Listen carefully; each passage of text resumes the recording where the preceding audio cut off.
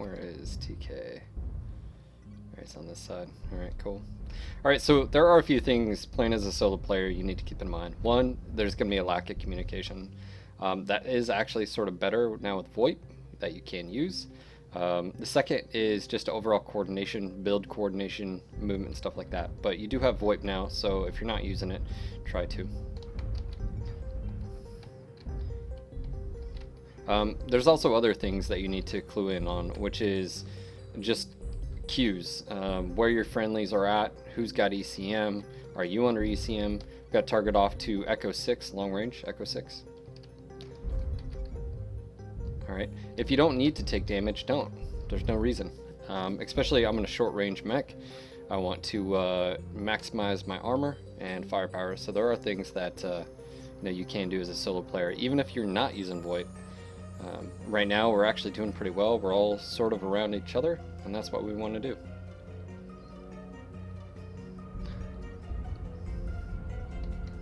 TK is taking a hit. Left side, Delta 4, Orion. Oh, that was a shot way over.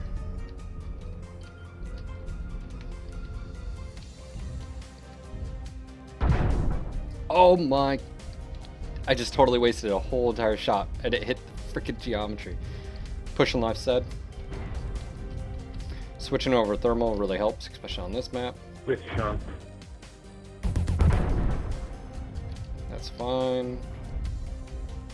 Atlas is pushing up here. Alpha's gonna be primary.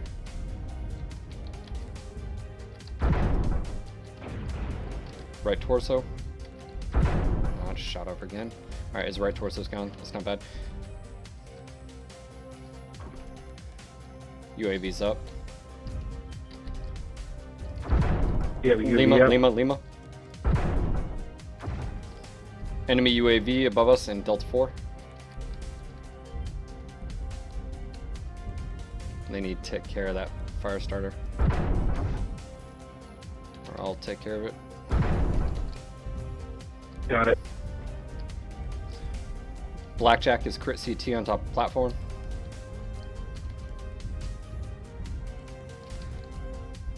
Enemy UAV. I can go take care of it myself.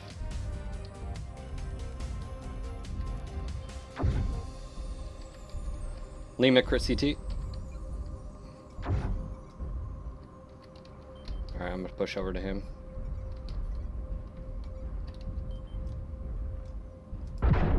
Ah, just missed him, damn it. My aim's a little off tonight. First game, need to get warmed up.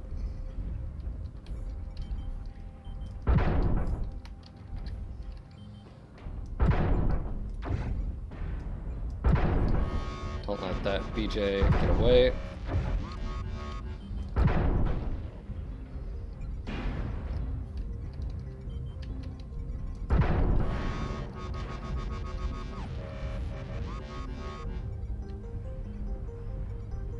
It's AC-20, man.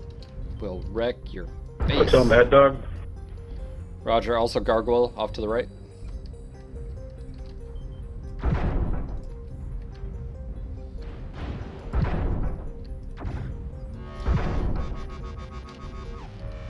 Going for Charlie now. Charlie.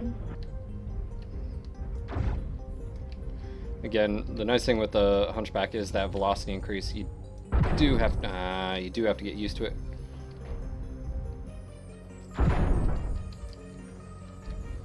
We have target over here. So there it is. XL Orion. Good job, guys. Go ahead, call out grid next time you see him.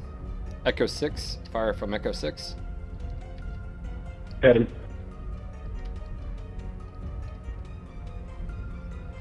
If you're hurt, don't give him kills. Oh, On it. Really?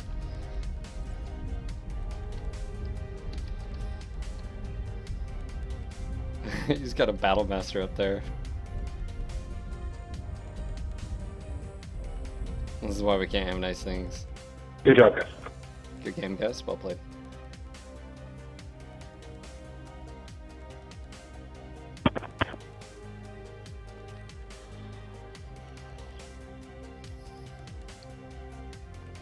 0, yep, the standing desk, I can automatically, all I gotta do is press the button to go up or down. This is actually, it can go up a little bit higher, but I don't need it to.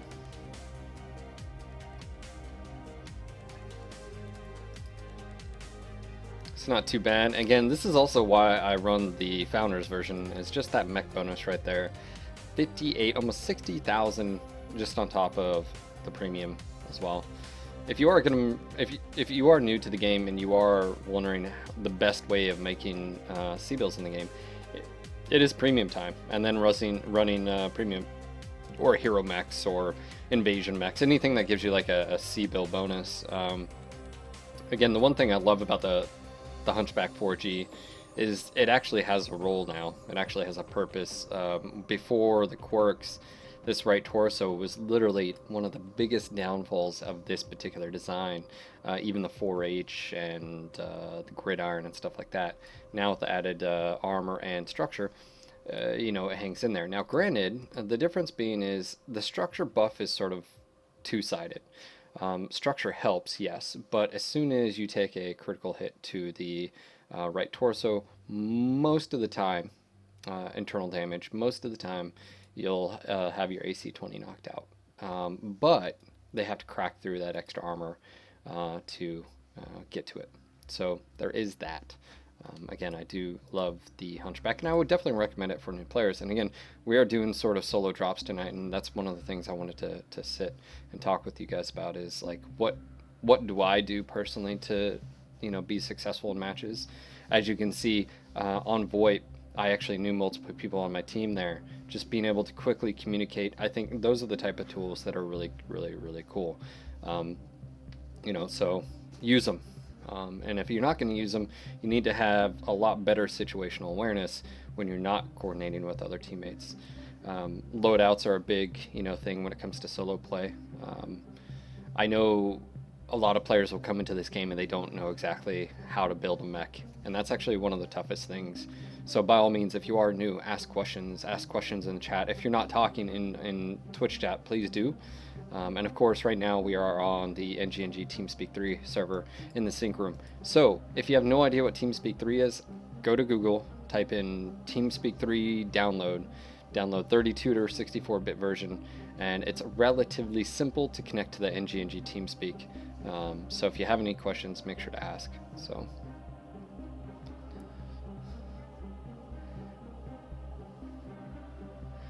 Yeah, Lambda Ghost actually brings up a good point. I was calling grids on that. You'll heard me Echo 6, Gulf 6, D4. Down on your mini map, you'll actually have grid coordinates. It's a great way to just quickly communicate where an enemy position is or where you want the team to move. A lot of the times I can just, you do have like north, south, east on your HUD, but the problem is orientations all turn around, and it's easier just to say, especially if I'm facing south, but I just saw shots come from the west or east or whatever, I can just quickly say Delta 4, Alpha, 6, whatever, and instead of you having to look to see what direction you're going, boom, your orientation's right there. There's also other things like just calling sort of map locations. They're markers on a map. It's sort of like what I said, top, HPG tower, or on Forest Colony would be like Tower Hill, or ship, or in the water. Obviously that's a little bit more vague, in the water, but at least it gives them direction, stuff like that. So landmarks, that's what they're called in like anytime you do any type of military, indoor, outdoor, where you're trying to use a map and stuff like that, they call them landmarks. So, you can always, like, if you always know that big mountain over there, stuff like that, or maybe it's a water tower, or maybe it's a big building and stuff like that. So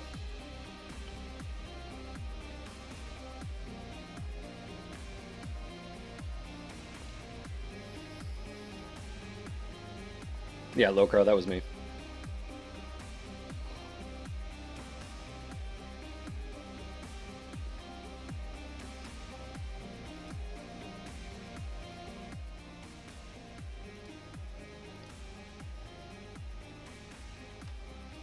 Lambda, he mentioned, the new player experience, but the reality of it is there is a lot to this game that will fall onto the player.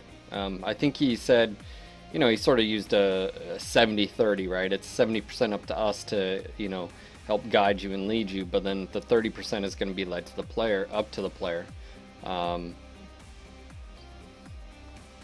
Jaeger, you don't need a cataphract with an XL. Which cataphract, I should say. For the most part, standards are good to go on it. Like on the 1X, you can do 5 medium lasers, AC 20, standard like 300. You don't need it. I'm pretty sure you don't even need it in the 3 Delta.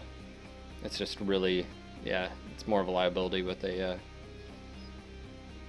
But I do have to look at a new player coming in here to BattleTech.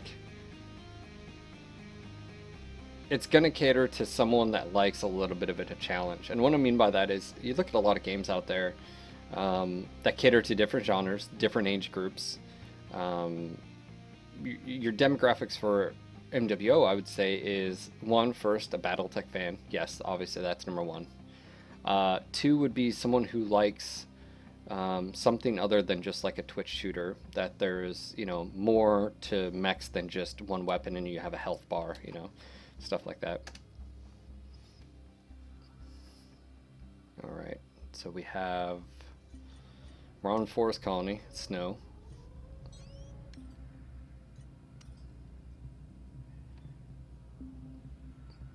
Alright, so we do have some ECM, we have one ECM mech. Alright guys, we only have one ECM mech, might not be best to go water, so let's probably go land towards Charlie 3, Bravo 4 area. Hey, Sean. What's up, guys?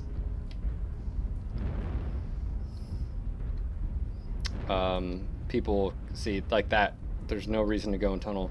I want to go tunnel, guys.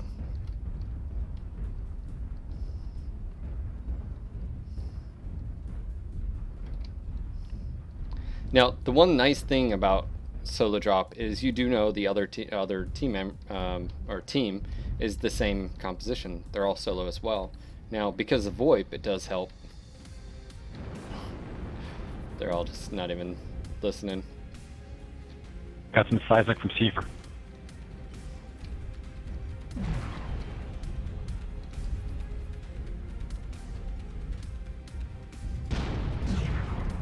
Oh, I almost had him. We got people just not even paying attention. Platinum, Direwolf. What is your plan back there? I mean, what's your guys' plan? Direwolf sit in the background.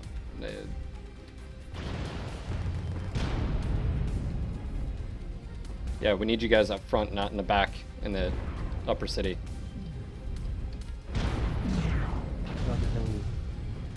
Yeah, it's very hard to do anything from B3. Foxtrot's going to be your primary. He's coming up to you guys.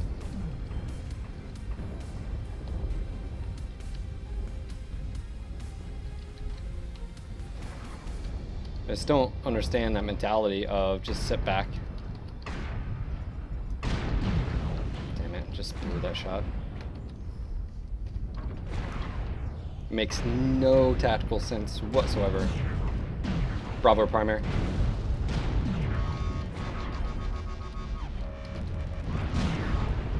India, India, India.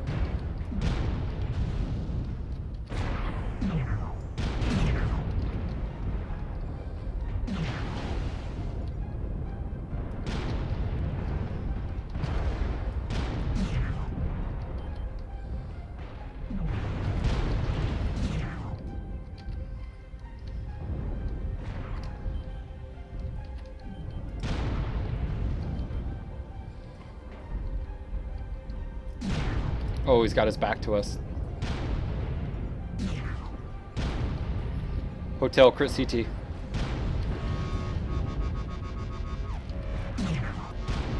Oh, I'm getting lucky here. I'm going after the LRM boat. Yeah, that's over. I'm going to press here.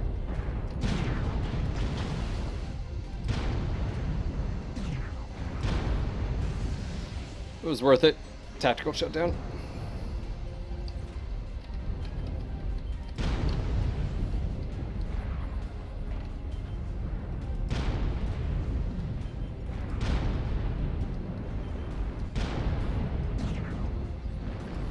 I'm out of ammo.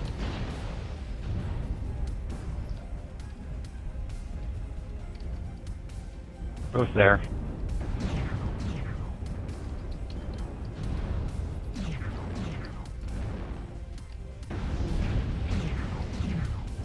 Yep, focus on me. That's fine.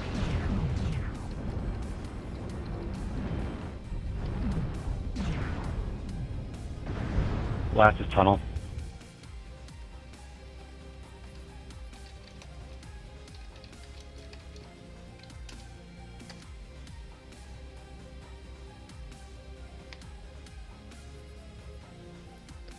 Pectar, if you have a screenshot or anything like that, just go send in a email to support@mwmercs.com.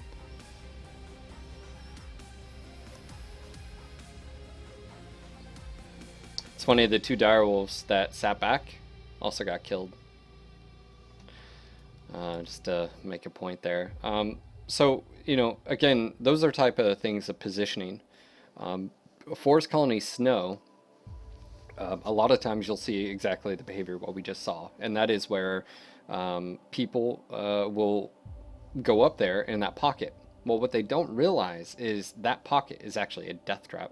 You have no movement out of there. If someone pushes you from the tunnel or high up on the tower or even from the left, there's no way, you know, to be able to shoot effectively out. And so some of you are like, oh yeah, you're just basically, they'll have to funnel in to get you. No, it works both ways. Basically, they can drop airstrikes on you all day long and put up it's just a bad idea. So case in point, I don't like pushing tunnel either, or cave on that map. It's just, especially on Forest Colony Snow, one, unless your entire team does it, but even if your entire team does it, when you guys come out, you're usually funneling into an already organized team on the outside. So again, really don't like cave at all on that map. Now, cave works when maybe there's a fight going on, or you know, around the waterfront and stuff, and you can maneuver. And of course, on regular Forest Colony, it's not bad either. Yeah, just don't do it. My build for this mech is as shown here. I've got 3 medium lasers and AC-20 with 4 tons of ammo. Now, normally I would say put at least 2 tons in the CT, which actually may not be a bad idea. I should probably do that myself. Now, Phil, why put AC-20 in your CT? The main reason being is your legs, more often than not, are targeted. It's sort of like the Shadowhawk. The Shadowhawk is all legs. So at least what I'm doing is I'm taking the probability of at least 2 crit slots not being critted. I'm going to put those in my CT instead. So there we have that. You also got the head, but I got the head laser, so I can't use that. So Pectar, I would just, did you see a name or anything? If not, if you missed the name, then remember too, you can always hit print screen and it automatically saves a screenshot of whatever you're looking at into your, I think, user config file or user pictures for MWO. So all you have to do is hit print screen, or at least that's how mine's set up. Main reason being is stuff for that. If you don't know who it was, I don't know, but if you do, support@mwmercs.com, put their name in and be like, hey, I don't know what matches. They can pull up the chat record and stuff like that. So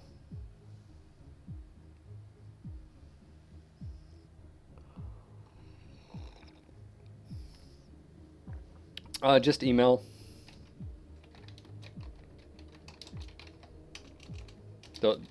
You know, just let them know.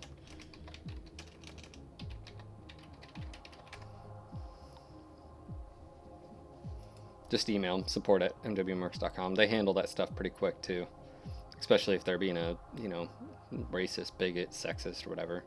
I don't put up with it, so.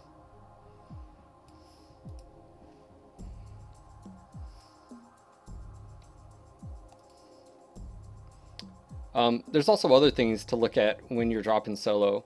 A lot of the times you guys, well, you've seen me in the past, I play ECM a lot. Now, I've said this yesterday and I say this a lot, which is if I'm dropping solo or even in group queue and I notice that my team has a lack of ECM, that's a perfect opportunity for you to step up to the plate. Now, that being said, some people don't have ECMX. Totally understand. But the reason I bring up ECM is that you're playing a very important role. A lot of the times you guys will see me, even last night, I think we were on Alpine, and we had a Raven that was assaulting the hill with us, but the Raven 3L was up on the right side. Our entire team was on the left side. We needed him in the middle of our group. Now, if you're new to this, basically when you equip ECM, ECM has two modes. Has counter and disrupt. Disrupt and counter both work in a 180 degree bubble around you. So what counter is if there's another ECM mech and within that 180 degrees you hit J, it'll counter his ECM. So basically it sort of negates you both, if you will, because you're no longer under a bubble and he's no longer under a bubble. BAP has the same effect, but anyways, talking about ECM. Well, if you're in counter, or disrupt, sorry, if you're in disrupt mode, basically that 180 degrees bubble will pretty much protect your friendlies and you from getting locked on, unless one, you get hit by, and a PPC will negate it. You'll notice on the right of your screen when you get hit by PPC or you're being countered, you'll see this little ECM bar and it has an X through it and stuff like that. So it's one of those things where playing that vital role on the solo or group queue is huge. Another thing I do when solo play is I go after targets of opportunity a lot. You notice on the HPG match, I didn't let that fire starter get away with it, right? Because fire starters, that's what they want. They want you to totally ignore them. They want you to let them run and do their damage. I don't put up with it, or try not to. You go after their legs, or you go for an AC-20 shot to the CT. Or something like that, because once you puncture that armor, they're on thin ice, so it's one of those things where taking away their game plan is sometimes the best way to success for either you or your team. So Parjar, if you've been having crashes, it's probably do you have VoIP enabled? Because it's probably due to VoIP. It's probably not due to the 64-bit client. 64 should actually be quite stable. If you have VoIP right now, there's a crash to desktop issue. It is known and it should be fixed. I think it is being fixed actually on the next patch. So there is that. Guys, when I'm searching here and all of a sudden, boom, it crashed me to desktop, and then it's because I found a match. It's actually VoIP. There was an issue with it, so I think that's going in.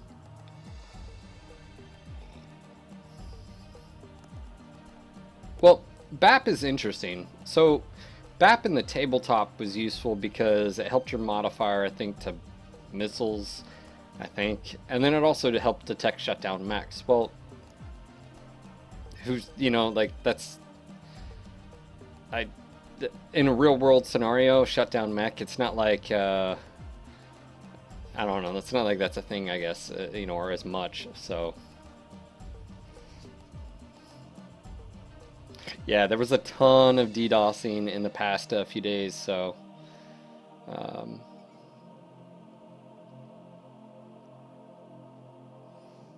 it wasn't DDoSing the MWO, it was DDoSing in the US. There was a whole, there's articles and stuff about it. Alright, do I know anybody? I don't know if I do. Moneyburner, know that name. Waylon, he was on my team the last one. Yep. Waiting on I Drive a Jag. I've seen that name. So we have ECM here. Possibly ECM. So there's at least 2 ECM mechs possible. We don't know what this guy is. So Mike 25S and potentially Velius actually have a pretty important role. The mislinks, to be honest, I feel like that's sort of their only role, which is to provide ECM and just sort of be annoying.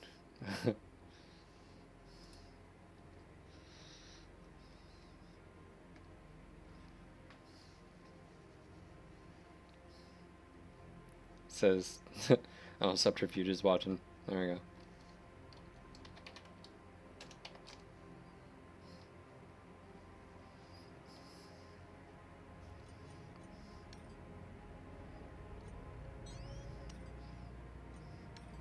Hey guys, let's go ahead and stick together, stay with your ECMX, the DDC, and the mislinks, and let's focus fire and take these guys out. Shoot shit. Got it. We probably have targets coming from B4. Watch B4 direction. You're being countered, mislinks.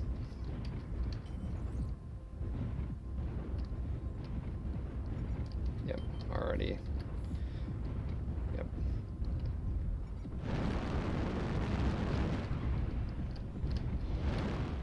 That's seismic right here.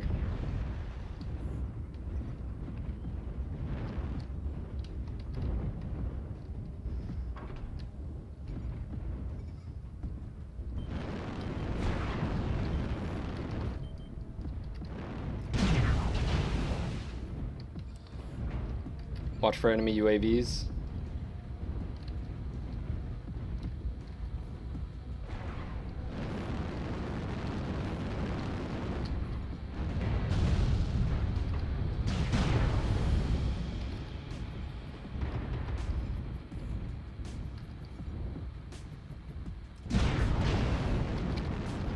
Enemy UAV.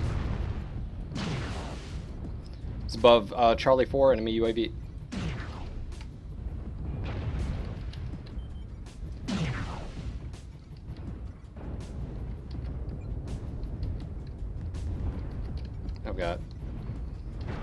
I'm in a good position as far as being able to engage targets.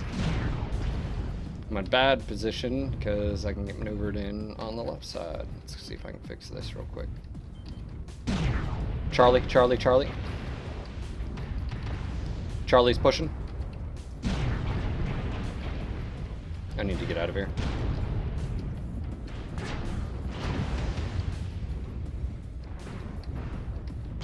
This guy wants my ass.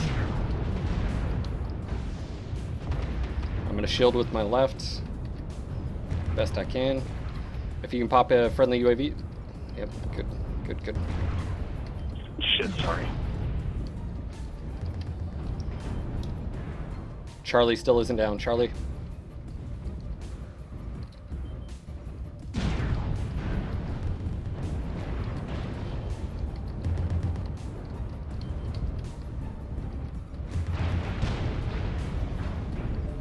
I just took it.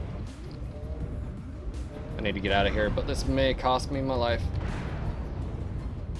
Shield with my right. I got plenty of armor there.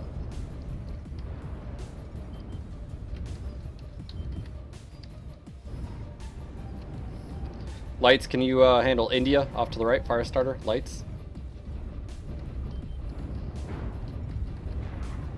Alright, so I'm just going to be smart here. We got guys that are sniping. Alright, lights, go ahead, flank them in Charlie 4. Don't worry about the DC'd Battlemaster, please. Or if he's not DC'd. No, he's not DC'd, never mind.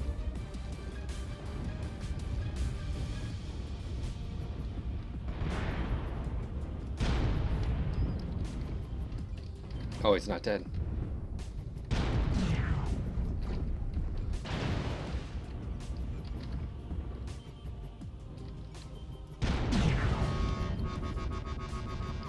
I'm just playing smart here. We got the advantage. Just playing smart. Don't want to expose myself too much over here. Echo's gonna be...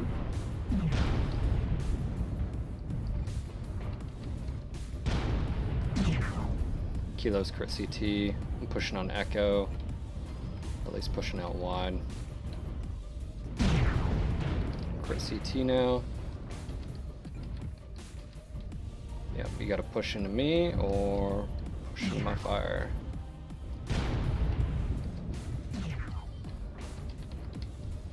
Timberwolf jumped over the edge, Bravo 5.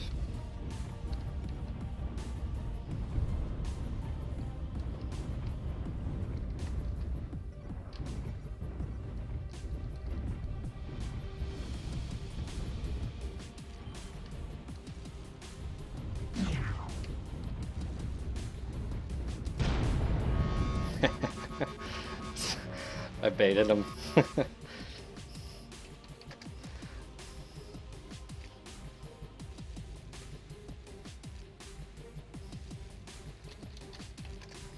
Alright, good game. We'll play, guys. Good game. We'll play. Good evening, Phil. What's going on, Opie? How are you? Good. Just didn't want to talk to you while eating dinner, so I'm not mouthful of crap. Understandable. How you doing? Beautiful evening.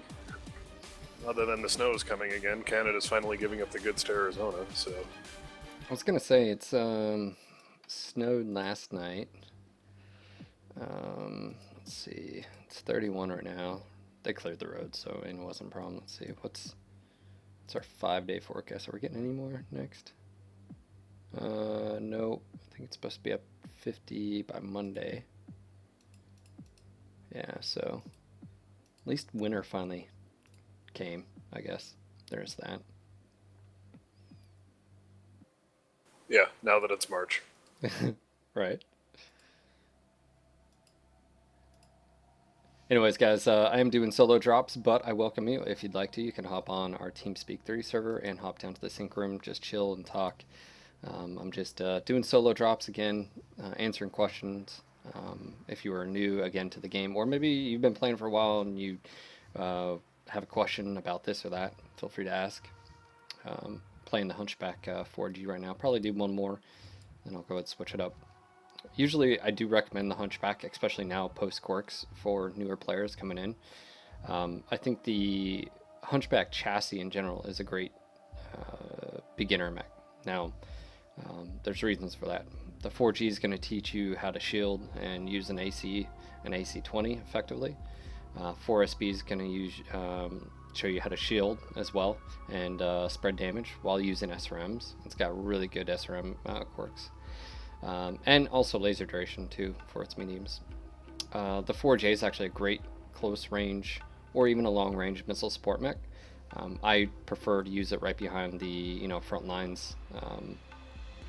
The 4H is a good combo. I wouldn't say the 4H is, I wouldn't recommend it first over the 4G. I think it needs a little bit more skill to play just because it relies on a little bit more energy, and the build can run a little bit hot, especially if you're doing five mediums and an AC-10. It needs a little bit better trigger discipline as well. The gridiron's behind a paywall as far as it is a hero mech, but it is actually a really good mech, finally. Yeah, so I definitely recommend it. As far as the chassis, it's my favorite chassis. It's not my favorite mech. It's tough to say that because I love the 4G, but obviously the web Kata, the 2B, and before that the 3M and the 2A. I love this Kata, but the 4G in the right hands can definitely do some work. So.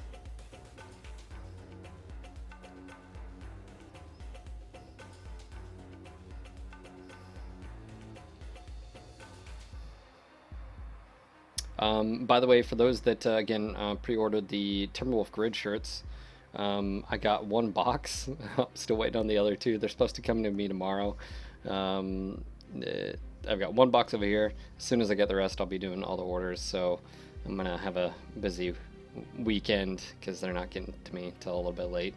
Snow and weather and stuff has, yeah. Anyways, but yeah, I'm actually really excited. I'll be putting up all the extra stock up on our t-shirt for those that are interested. Actually, I'll go ahead and show you. I showed one of the yellow ones, but it looked a little bit washed out. I don't know why.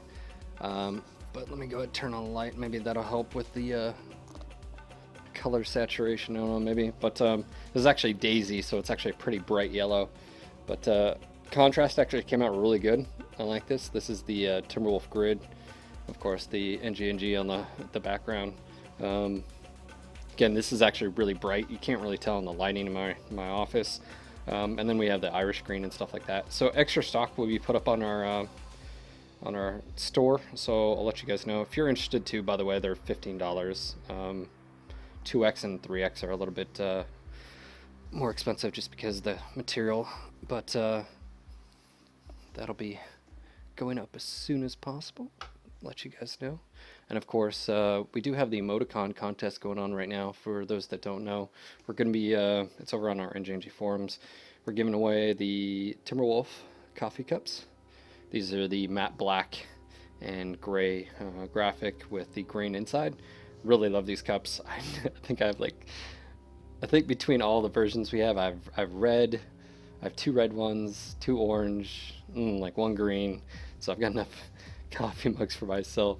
But we still have some of these available on our store right now. So when are we getting some sexy Caldermorn shirts?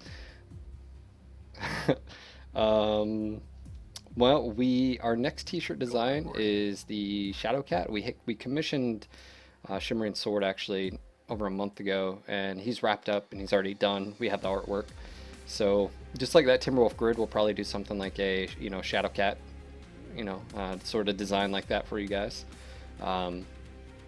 So I'll let you guys know as soon as we do that for pre-order. If you've never done a pre-order, they do take a long time, and the main reason is, got a match. Main reason it takes a long time is because that's what it is. It's a pre-order. So we wait, a week or 2 before we actually do the order, and then we pull the trigger. So it does take a little bit. So just be patient if you do a pre-order. But if you haven't been to the NGNG store, maybe check it out. Maybe there's some items there you like. I've definitely highly and 2 thumbs up. Try the soundtracks. Maybe give them a listen. We've got a ton from Animatronic and Timothy Seals. We have an extended play as well. Oh, I love the robot. I love robot. Is he gonna be this guy? I think he's gonna be this guy. There's always that guy. Yeah. Oh, I'm But online hey, too. the answer is less work. So All right, guys. Let's go to group up and then push out together. I have a feeling if he keeps doing that, I'll just end up muting him.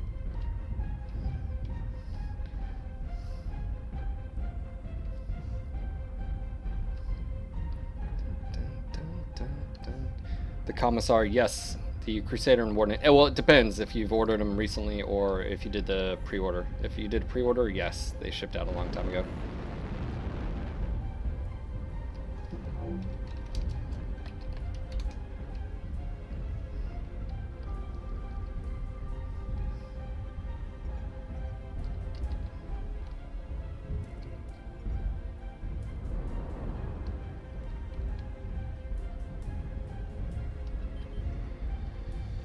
I'm gonna go ahead and push up in here.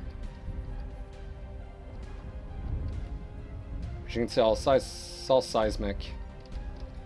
There is one who just spotted me. I'm actually gonna push to the right. No, I don't want to fall down.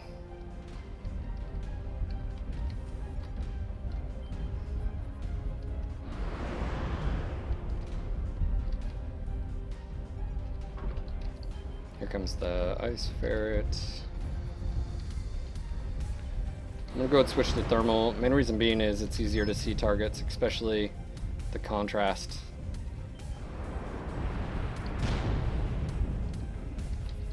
Hotel just took it. That was C3. Right on the right side.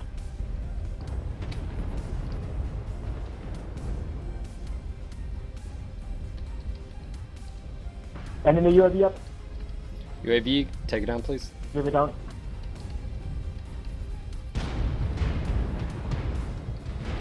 Juliet, Juliet, Juliet.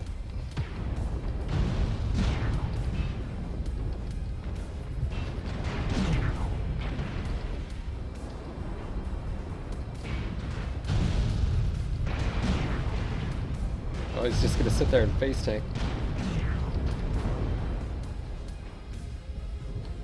playing the game of good idea, bad idea. Oh, my head's actually crit, surprisingly. Guys, push to the right, push to the right. We can take it on the right side. Push up and swing right. Roger that.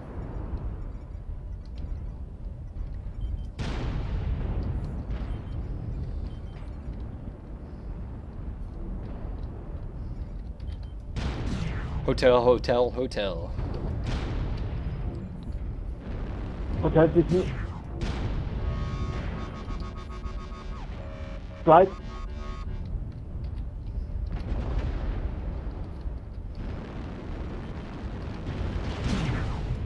Bravo just probably made a mistake. I don't want to drop down. No. Damn it. Damn it. Let me back up. Nope. It's not going to let me. Lima. Lima, Chris CT.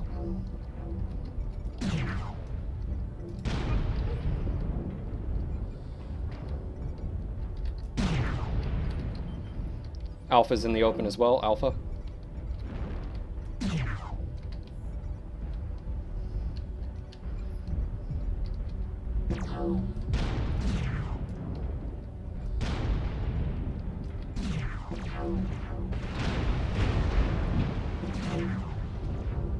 Alpha.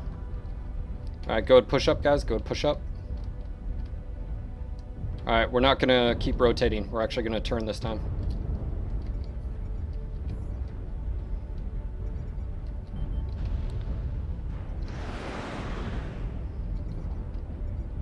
Kilo.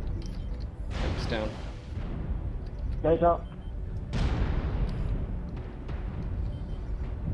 Alright, let's push on him. Push, push, push. Right over the top.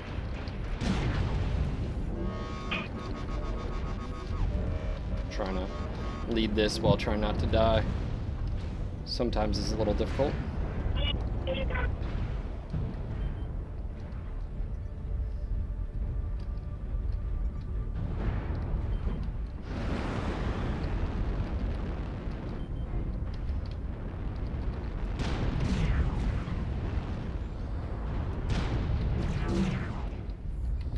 Alright guys, stop rotating, everyone turn. We stopped.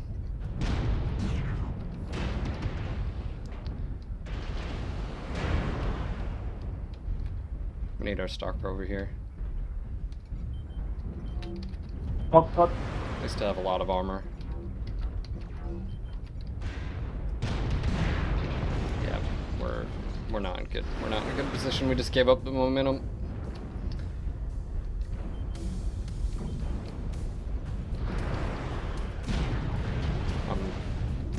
I'm out.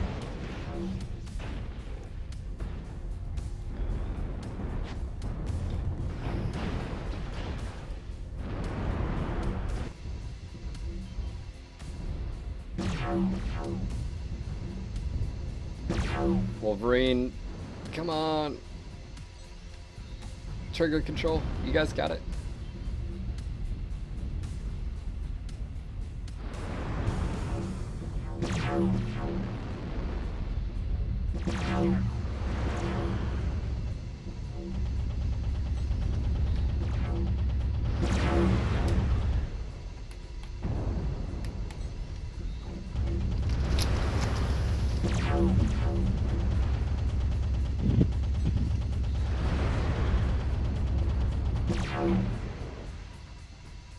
Good game, guys. Well played.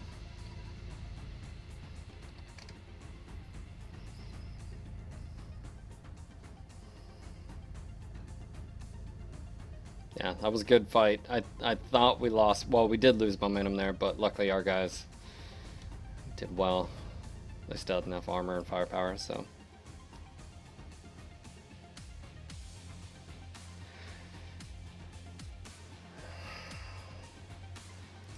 I think that's one of the things that keeps bringing me back to this game, is that there's just so many different roles to fill, and that it's not, just about kills. It's, and it's the momentum of everything.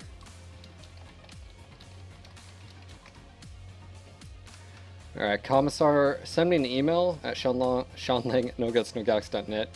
Just give me your order info or your order number, and I'll look into it. That's one of the crappiest things about online, or not online, overseas shipping. It's not that I can do sometimes. How's everybody doing, by the way? Good, Lokar, how are you? Not bad, how are you? Stupendous, amazing. I'm me, therefore it is a good day. Good attitude to have.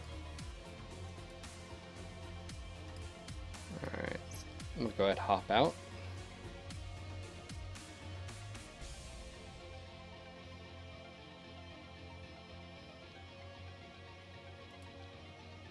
see if I didn't miss any questions. Well,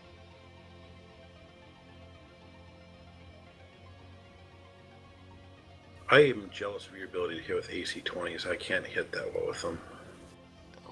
I've had a few matches. Yeah, it just especially depends on the mech too. Like Yenlo and the Hunchback, and even the Centurion 9AH. You just have to treat them a little bit differently.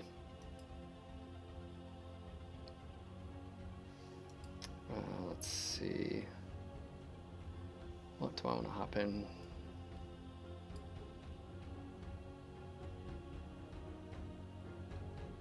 I can't go out.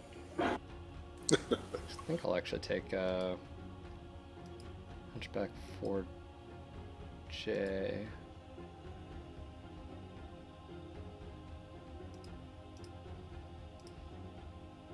I'm gonna do LRM 10 cooldown. I'm gonna do medium laser range. That Oh. thing can shoot missiles so fast. The LRM machine gun, yeah. Yes, it can. It's like equivalent of having like an LRM 50 or 60. I don't even know. Yeah.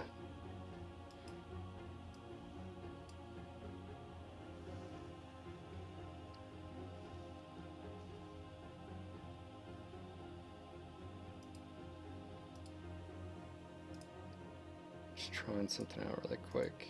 Don't know if this.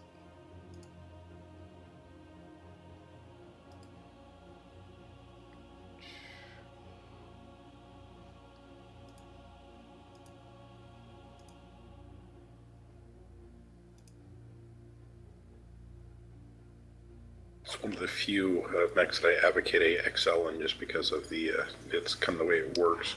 Damn it! Let me go ahead and put these modules back on. Sorry about that. Seeing if I could fit a few more tons of ammo. Just didn't. It is a hot mech. That is one thing you do have to be aware of, especially with this setup I have. XL255, but Chainfire is your friend. Lambda Ghost asks, hey Phil, have you ever played Mech Assault? If so, what did you think? I did play Mech Assault, the original Xbox, Mech Assault 1. I never played 2. What did I think? I think at the time I did play it. I thought it was very heresy, if you will, but I also looked at it from a different perspective. Was it introduced possibly a lot of people to MechWarrior Battletech. So even if it didn't necessarily fit MechWarrior, it was okay to me. I didn't like the fact of the power-ups and stuff, but if you think about it, Mech Assault was basically a big kids version of the original Sega and NES version. And if you've never played that, by the way, you should check out like Sega BattleTech game. I forget the name of it. I need to actually look. Real quick, the real Tamano, thank you for the friend invite, and Rupert84, thank you for the friend invite. And by the way, if you aren't following the channel, I was gonna say toss me a friend invite, Sean Lang, just like how you see it right above my head here. SEAN space LANG, and Where'd you get the name from, by the way? Was that one of your MechWarrior characters? no, actually, before this game, and even when I played like MechWarrior Living Legends or Eve, I actually went by Phelan J. Kell.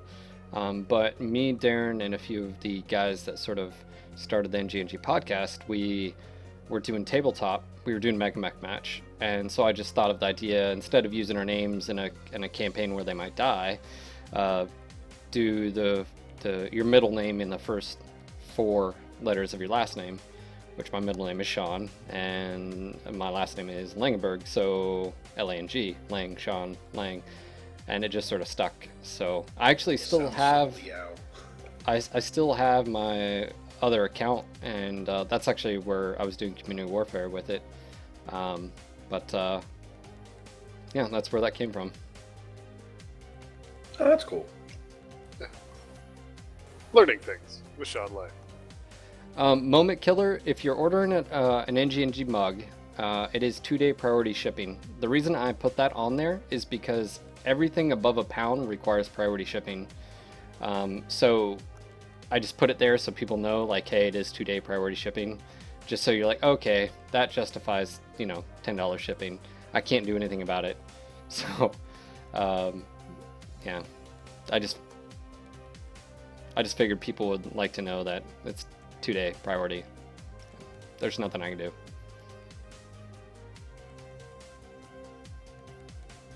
It's the same thing for like a hoodie. A hoodie by itself, no matter what I tried, small through a triple XL, all required priority shipping because it was over, you know, £1 when it's packaged, you know, and everything. So.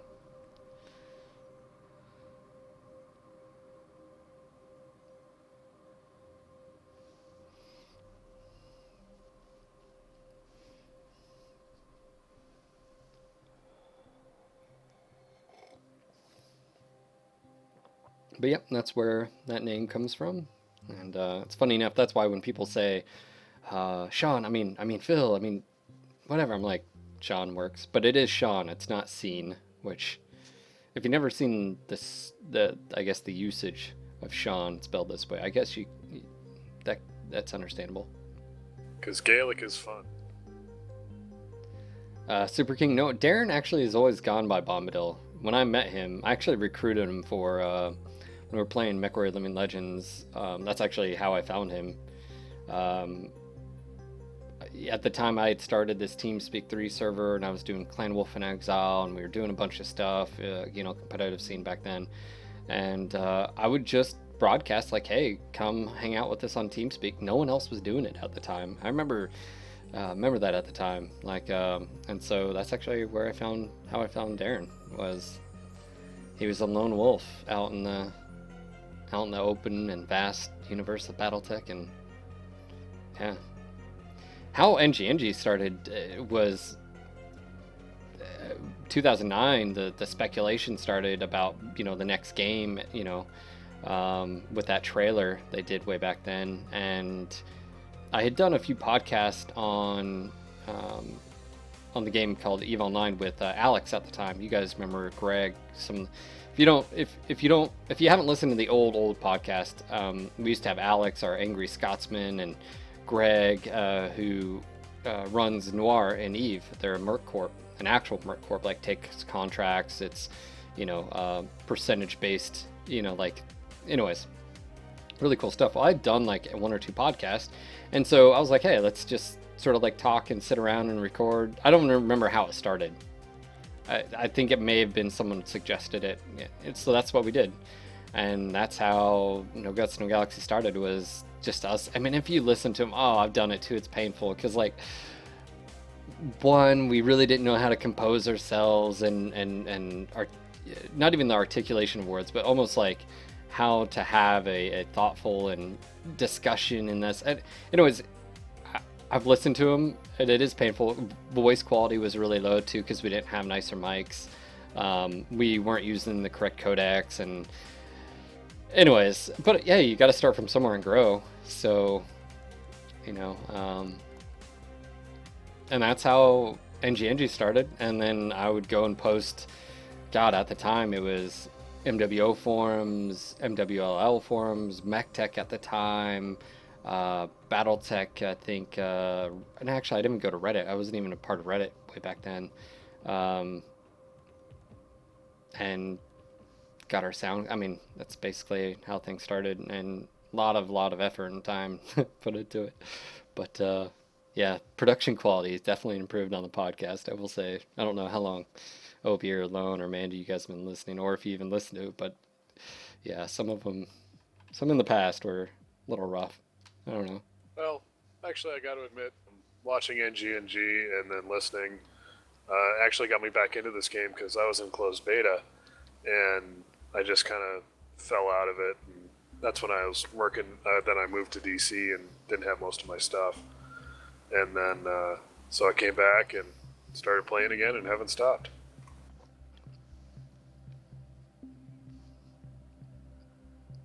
We've got emails from people that, you know, have basically said the same thing, like, hey, I tried this and, was really frustrated and, I basically uninstalled the game and I ran across one of your videos and, dude, you just seem to have so much fun and not only that, like, you do really good at the game. And then I just started paying attention to why you're, like, what are you doing? Re-downloaded the client. Like, I've got emails about that. Me and Darren have. We've got emails from veterans or active duty guys that are, overseas in Afghanistan said, hey, I can't really watch your stream. Can you? That's actually why we started posting the entire streams on YouTube. We knew it wasn't going to be watched by a ton of people. That's not the point.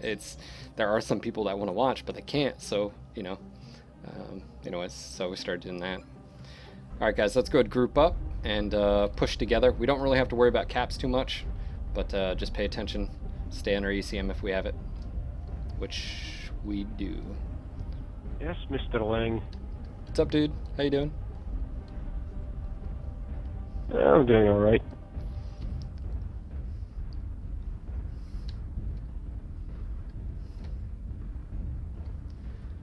Nice blue nipples you got there.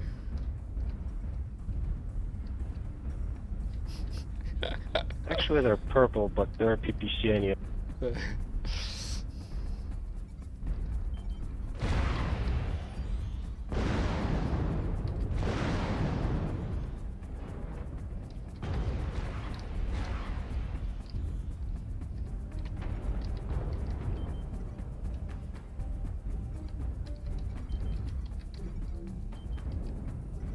That's a quick draw V4. They do exist. Yeah, very, very rare. Well, actually, I've been glad to see a lot more quick draws in the game since the recent patch. Folks have started to run them again. Yeah. We got Foxtrot in the left side. Let's go ahead and swing left, guys. Counter push left side. Delta 6, we'll push E6.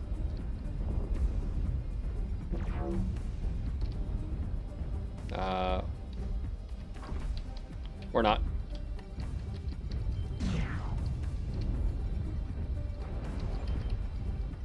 Alright, let's go follow up on the tail then. Oh, really?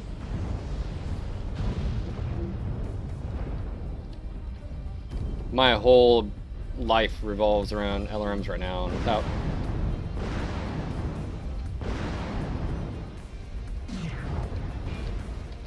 Can't do anything without them.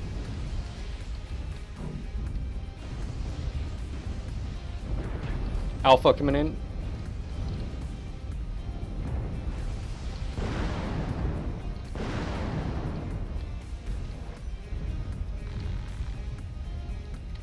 I'm gonna try to stick close to Money Burner. Damn.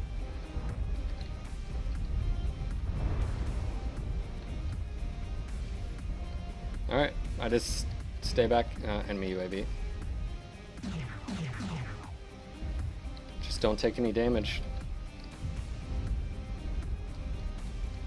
They're rotating towards Delta 5. I just got flamered to death. To death? To death. Granted, there were a whole bunch of other people shooting me, but to death.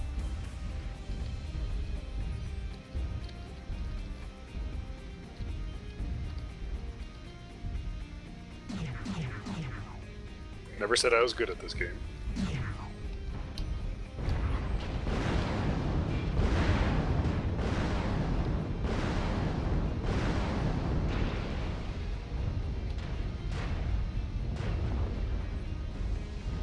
Just trying not to die to stupid shit.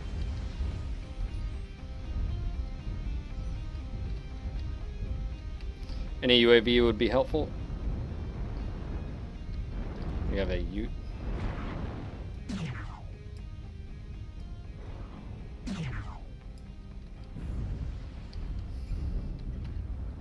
Trying to take out their UAVs.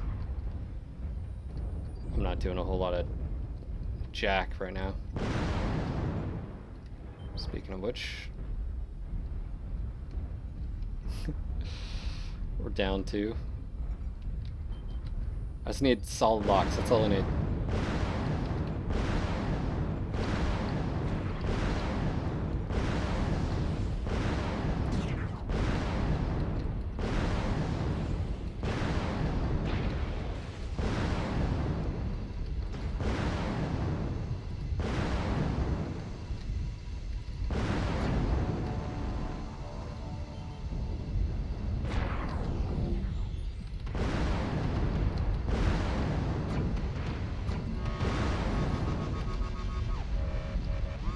Tourmaline can be a rough LRM map anyway.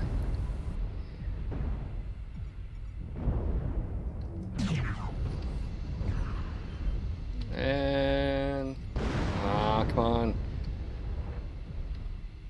If you want support, I need hard locks. Alright, Delta it is.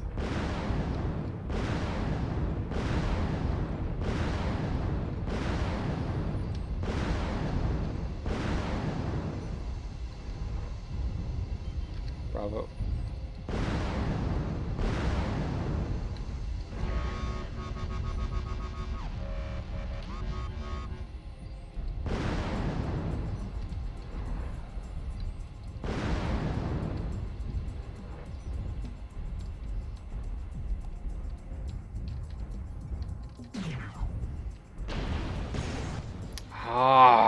Alpha right through. He just blew right through my right torso. Yeah, actually, quick draws, the 5K, 4G, 4H needs a little bit of rework, but yeah.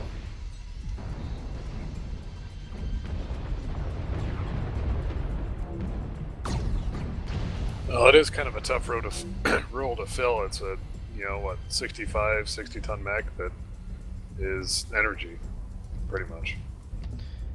Well, it's a good opportunity also because it has jump jets and it has that. The 5K, that's its probably biggest strength, is it does have that capability that it can jump. Yeah. Oh, he just got legged. He's done. This Locust is going to be legged and he's done. Let's see. Sad day. Macro Darkstar says, do a lot of army type people follow Mech Warrior? If you're talking about military, I would say there are actually quite a bit of. I think there's just a lot of gamers, in general. But yeah, I think there's always quite a lot of gamers that are military or ex. Specifically Marines. Most of the guys I know are Marines. It's weird. What, you like to say we like to blow Yep. things up? Is that what you're trying to say? With big guns? I tend to notice a lot of military guys like strategy games, like Warhammer, that kind of stuff, or BattleTech.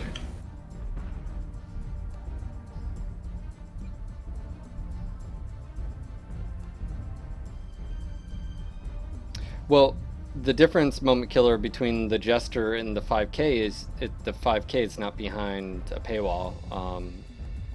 So, to get the Jester, you have to spend MC. You can get the 5K with just C-bills, so there is that.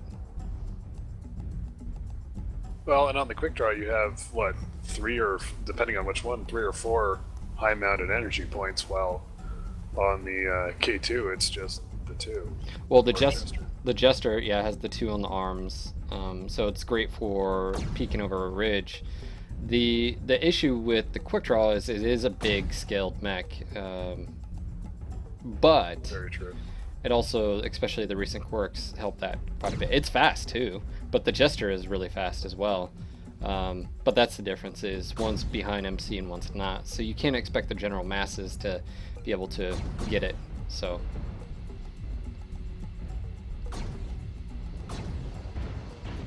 I think that's also why I like the Cicada so much, is because it reminds me of a tank turret, pretty much.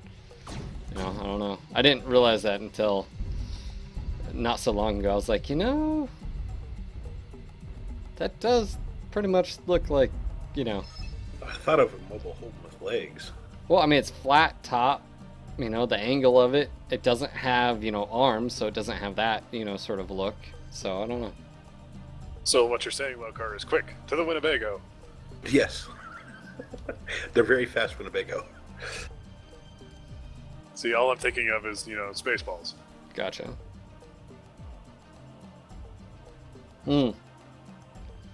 Think they'll make a new one when the new Star Wars movies comes out? They're talking about it. No? Getting Brooks to do it is the other question, but Let's see. Robard. I don't know how to say that. Sagio? Sagio.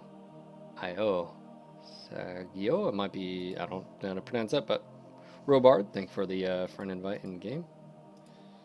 And I did see someone followed the channel, so again, I missed who it was. I was in the middle of stuff, but thank you again for following the channel. Are you running your own private channel currently too? I have one, and I was streaming on it. It's just, time commitment. I'm gonna try to do as best I can on it, but the reality of it is just streaming on one channel and doing like all the NGNG videos and stuff. Usually, even the highlights, like I haven't even put up a regular rendered video in a while, just because I've been streaming. When I stream, I've been doing 2, 3, 4 hours, sometimes 5. So yeah. So you got this, your job, and your wife. I mean, that's a pretty full schedule. Yeah, and beer. Yeah, and mead. Beer, mead. And mead. So And and dog. Chaos83, thanks for following. And I had the run, so I was doing the training a lot. So that cut into stuff now. I need to actually. I was planning on running today, but that didn't happen. So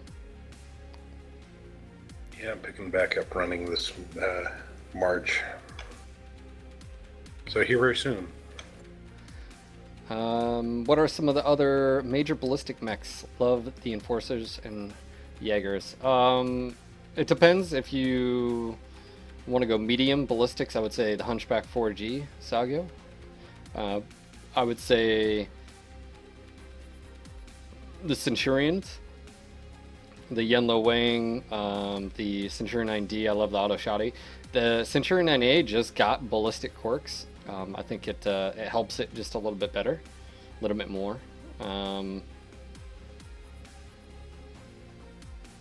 Let's see. Shadowhawks, of course. BJs. And then, of course, you got like the bigger mechs. For ballistics would be like the King Crab. That's probably the Dire Wolf, What's going on, Bootek, Redox, all of you guys? I don't know how many people we have watching. Let's see real quick. I think it's probably around 100. 100 people. Yep, it is.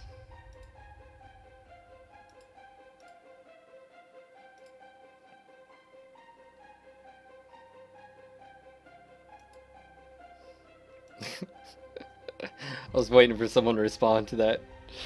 Hawk says, in my opinion, can't beat the Wang. And then, of course, I was just waiting for someone to say it. Jake's next comment.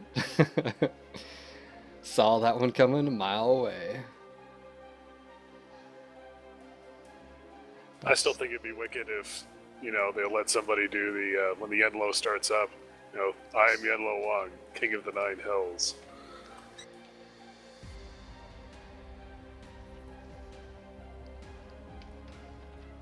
Chaos A3, you are more than welcome to add me in the end video, man. By the way, for those that don't know, I am the official streamer for MWO. Me and Darren, you guys know him as Bombadil. We do contract work to do the streams that you see. We also do stuff behind the scenes, like obviously the weekend update videos that you guys see. I don't think we're going to have this one this weekend because Mama Bear isn't here. Darren's not here, so... but we also do other stuff, like if you've listened to the town hall, one of the really cool things that we're able to do is we interact with you guys daily. We're not community managers, but in some ways we are sort of embedded with you. So for instance, issue with the group tab right now, that when you click it and you have a group and you can't see, you got to close it to reopen it. Ask today, hey, is this being fixed? Yes. So next patch. Stuff like that. Concern, hey, servers are having issues. I can poke and prod someone. Also, I give feedback a lot to Russ on, stuff like the quirks and stuff like that. So, what does that mean? The main reason I bring that up is so people know, like, hey, this is what we actually do for a living, so you guys aren't confused or anything like that. We've been pretty open with it. But the nice thing with all this is it just didn't happen overnight. We put a lot of time and effort into it, and it allows us to keep doing what we're doing with NGNG, which is stuff like the podcast, our YouTube channel, and stuff. So those are things that we have continued to do throughout the years, and so we have that. Opie took off. No, Opie, you didn't even say goodbye.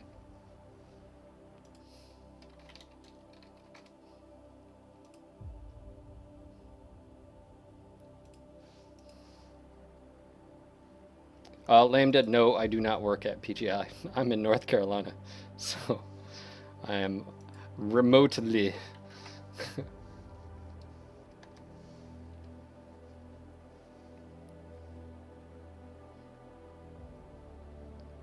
Bobo says, how do you position a king crab so people don't strip your armor on your side so easily? Big thing is just situational awareness, positioning. Sometimes assaults, especially, it's good for them to be at the front lines. Sometimes it's not. Sometimes their role is to do the damage, but not necessarily take the damage right off the bat. There's times when you need to soak up the damage, stuff like that. Alright guys, let's go ahead and link up. ECMX, keep your fatties under ECM cover, and let's do this.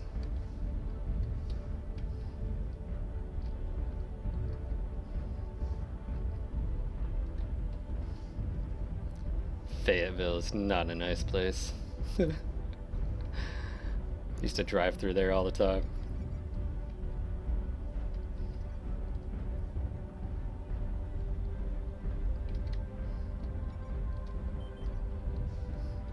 I should preface this, not to be biased, but I don't think really I haven't been to any really big military base, cities that are, if you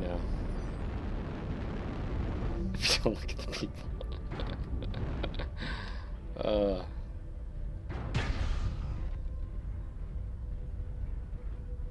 the direwolf was trading bad.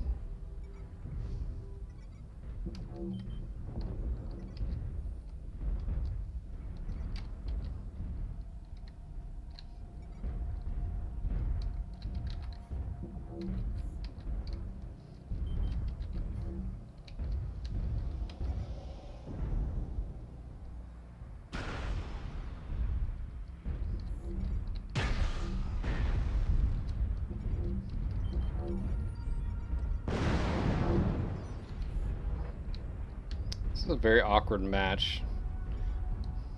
No one's really pushing.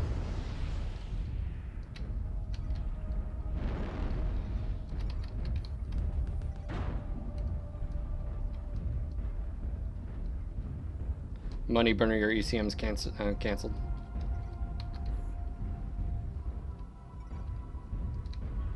If you need support, go pop UAV in the middle.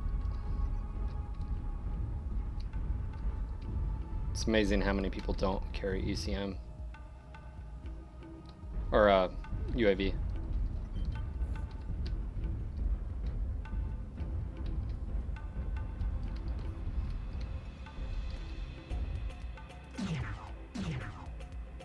UAV above your position, Charlie 3. Wow. I can't shoot. UAV behind us, Steven. Got it. So.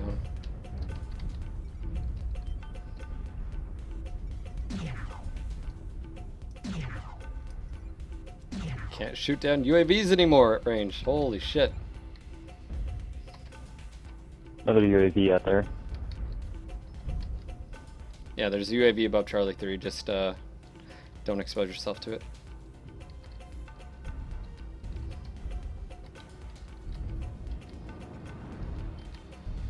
Got it. I'm not even going to waste missiles right now, guys, because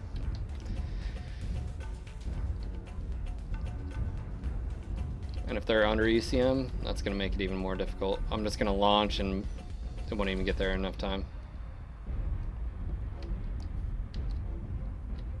Our direwolf is smoking, man.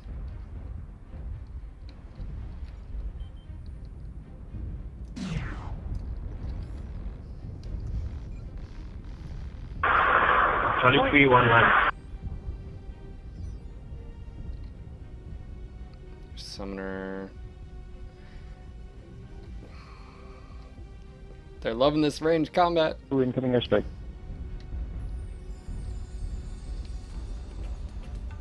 Hey, guys on the right side, let's go push up. Money, keep us under ECM.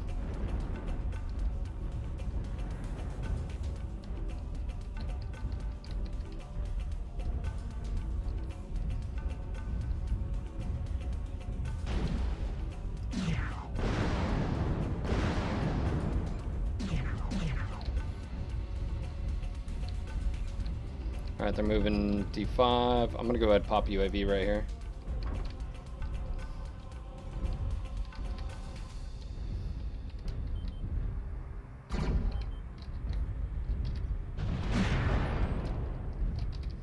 Ooh.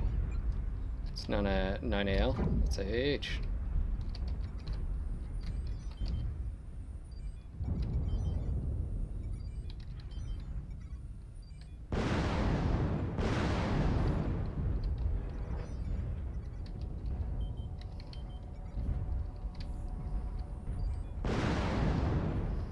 If they push around this, we'll be toast. Got a Timberwolf in the corner, C5, C4.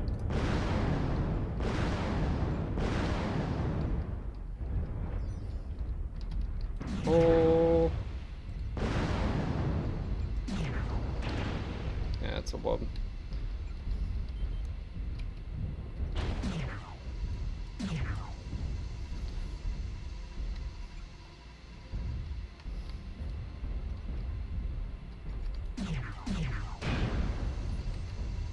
It's a ballistic AC or LB-20. UAV would be very nice in around Charlie 3 area. With 1 D3.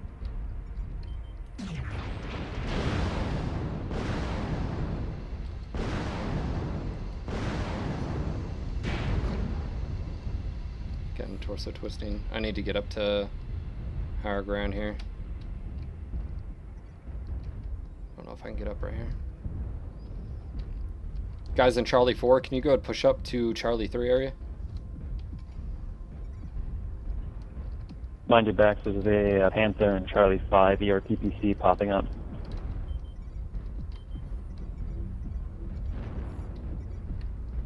If you have a UAV, pop it at Charlie 3, please.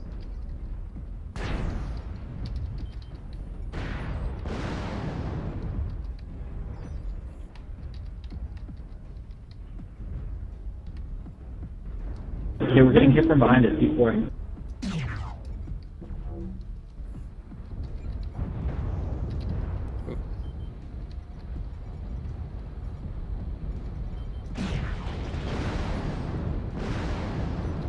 Dude, that just cored the shit out of me. Damn it! I didn't even see it. I mean, I just saw a little bit of a flash. And that hit me through the rear to the front. God dang it. That is flippin' annoying.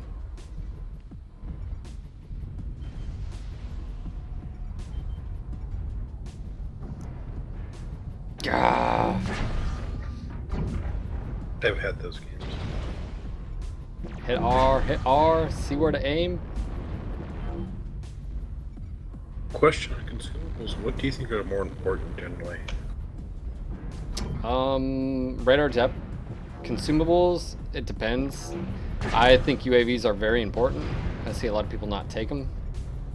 I usually have like an RD and this cool shuttle. Dude, you can kill. What are you doing? Some people take arty.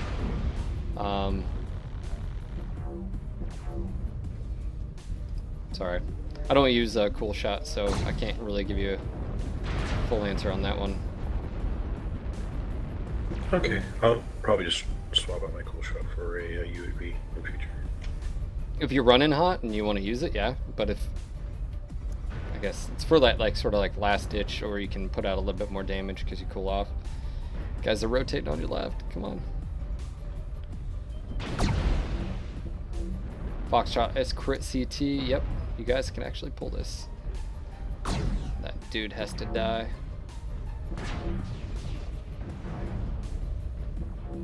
Your ECM's canceled. Money burner.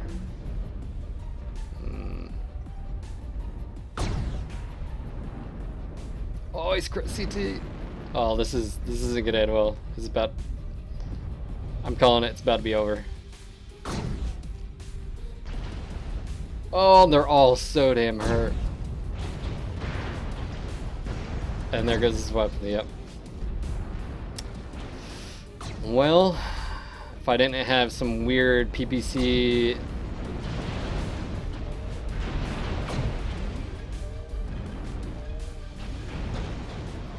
I feel like we might have been able to do that one. Good game.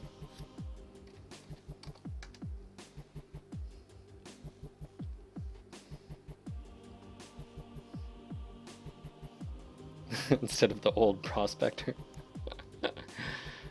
Yeah, dude, the beard did get some get pretty crazy there for a bit. I liked it. I used to use the zoom module, but really, I think there's other modules that are more advantageous. All right, we're hopping out of the 4J. Want a direct fire mech again? Yeah, you know, sometimes again, that's what I was saying is solo dropping. I can't always rely on others. So some mechs are definitely better suited to the group play. I would say the 4J is definitely that. You get this in a group play where you have ECM cover and people popping UAVs when you need it, and people being aggressive. Yeah, you know, I mean, there is that. Sometimes it's okay to be a little bit more passive, but definitely not right there. Let's see. I was watching early matches where you would be up in front and then your group would sort of eke in behind you. Sometimes you have to slow your roll because you might find yourself way out in front. I do all the time. Yeah, it's I'm difficult. still too inexperienced to kind of get really awesome map awareness yet. Alright, 4R. Hold on now.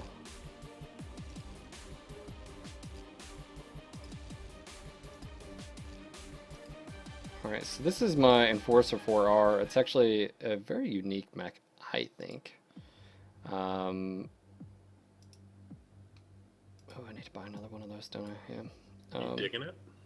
Yeah, I do. I don't even take the ballistic. I do everything left side. I do. Actually, what I was going to try was just 5 mini pulse. I got a large right now in the left horse. I'm going to drop that and do the medium pulse. That would allow me to take another double. What about my engine? What about left arm? No, that's good. Right torso. Double. 2 more jump jets. Maybe no jump jet.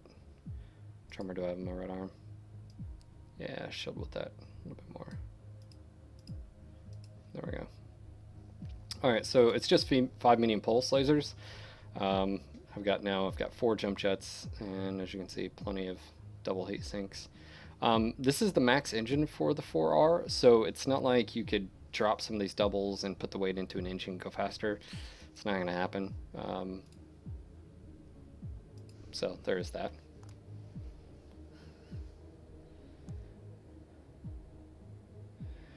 Butek says, when comparing the Centurion to the Wolverine, I feel the Wolverine is better in every aspect. Am I missing something? Well, you are missing that it's a 55-ton versus a 50-ton. You're talking about the Wolverine, for the most part, has everything in the right arm, where the Centurion has sort of a mix. Missiles in the left torso, energy in the CT, and ballistic in the right. Now, if you're talking about the 9AL, all energy loadout, again, I think it's two different ends of the spectrum. If the Centurion was 55, it'd be able to take a little bit more and do, so there are two different ends. I try not to compare 55-tonners to 50s or, anything like that. I try to compare a 50-tonner to another 50-tonner. I think that's a valid, thing to do. So, like Enforcer versus Centurion 9AL, it's actually quite quite different. Chaos A3, thank you for the friend invite, and the Grunt, thank you for the friend invite as well.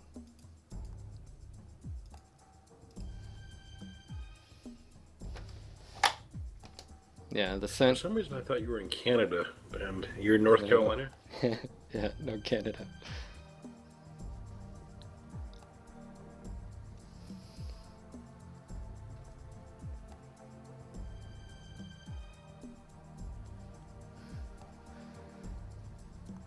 Parjar says, hey Phil, any plans to do another drop deck event like last year? Those crazy drops you came up were a blast. I think, do I remember that? Wasn't it like where I'd have you guys on and that like 4 of you or so, and then you'd tell me what mech spear. I think at the time too, it wasn't, it was before 4x3 went in, so you could take like 4 hunchbacks or whatever. But I think that's where you chose the weight class we were doing and we hopped in there. Is that what you're talking about, Parjar?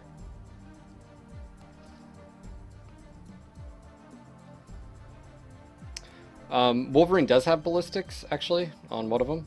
It's a pretty nasty mech, but the Wolverine, it's a one-trick pony, too, especially even on the 6K. You lose that right arm, I mean, it's over. You know, like...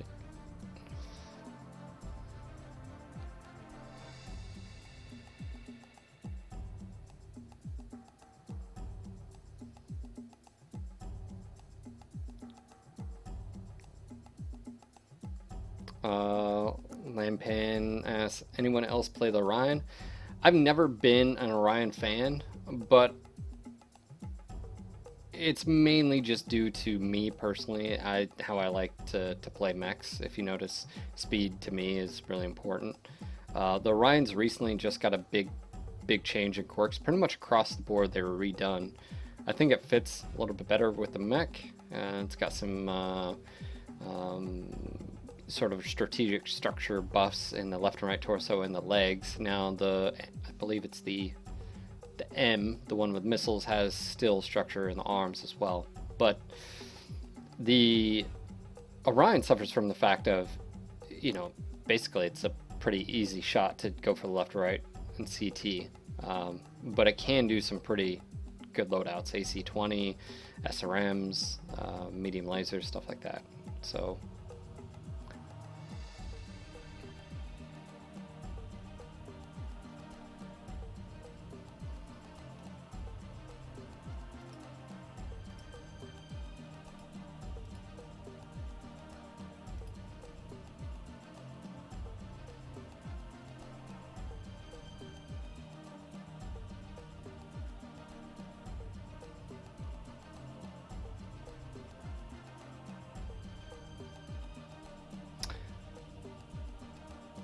okay, Parshar, I remember what you're talking about. That was... when was that? I think that was actually something, I think I know what you're talking about. I think I remember what you're talking about specifically. But yeah, I don't know. Maybe. I don't know. It's to say, why not? What's going on, Brian Locke?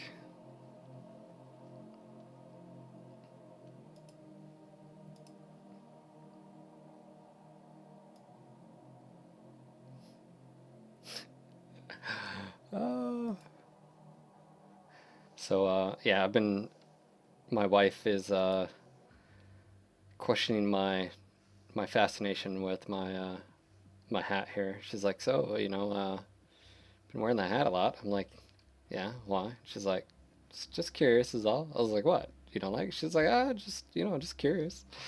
And, you know, every day I've been switching out. Like yesterday, I wore I've been getting these patches from you guys. I got the Lucky Charms one. I got the Beast Mode on. That one's, and then of course I've got, you know, obviously my EGA as well. But oh, really? I'm sorry, you gotta work, dude. But she was like, so what's up with that? I was like, wait, you hating on that? She's like, oh, just curious. I was like, well, I don't know, I like it.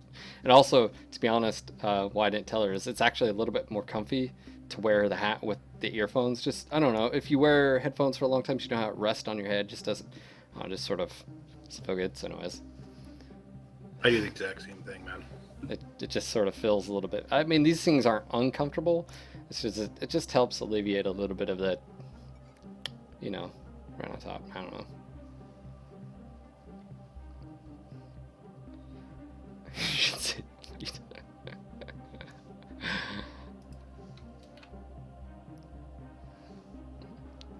But so speaking of which, I just found another patch that oh my god, it's perfect.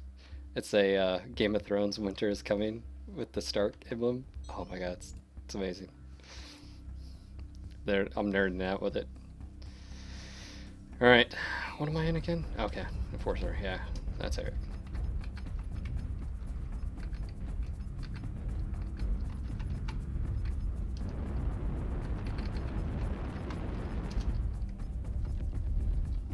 I haven't even... Got some ECM, we have 2 Ravens and DC. Hey guys, we got plenty of ECM, let's go push up C-line. Coastline, let's go push, push, push. Stay with the ECMX. Ooh, speaking of which.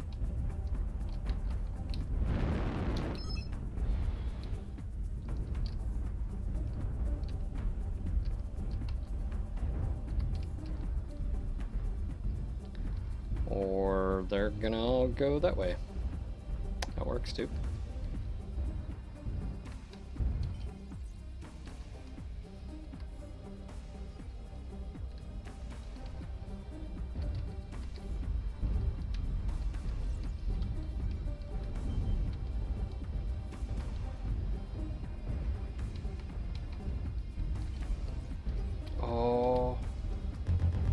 Target around the corner from you guys. Go ahead and push.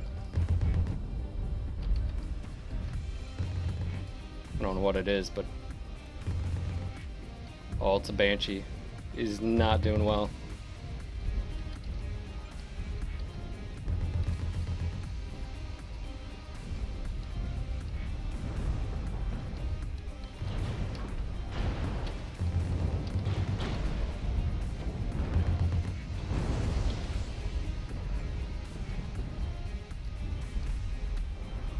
Go after Bravo.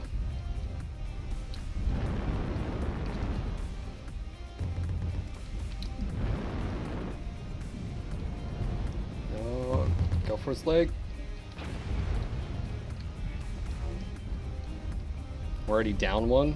I don't know how. You got Seismic coming out the tunnel B3. Looks like 2 blips.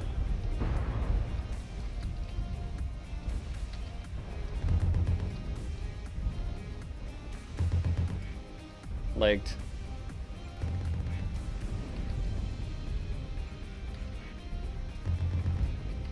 Bravo legged. Focusing on Alpha. It tells the cataphract coming on our back B3. Let's crit CT. There we go.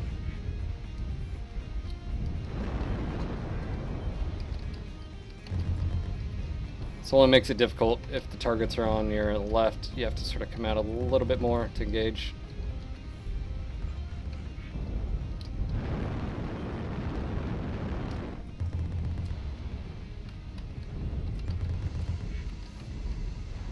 Let's go and switch to chain fire here. He's down, flip around.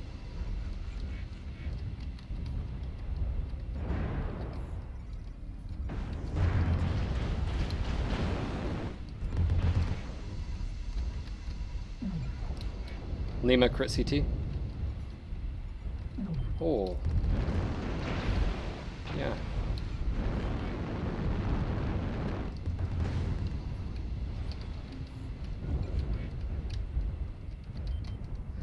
I'm gonna not be stuck and head this way.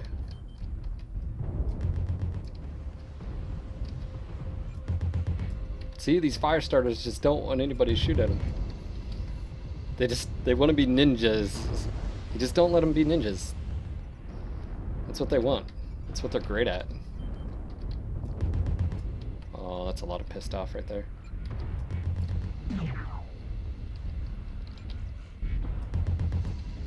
That Timberwolf is crit CT.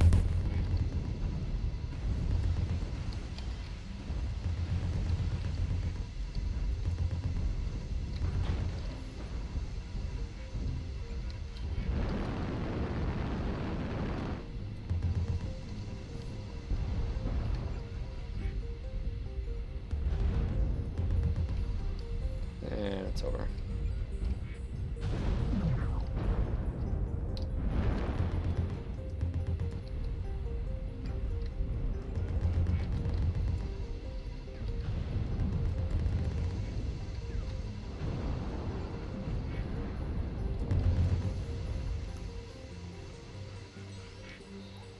Lambda says, have you thought about using a Twitch chat overlay for OBS? To be honest, I don't really see a reason for it. I mean, you can correct me. What's the point? You guys are in chat. I don't see the point. I'm sorry. I may be totally incorrect, I just don't. Explain to me why I should, I guess is the question. Why would I? Why would I want to?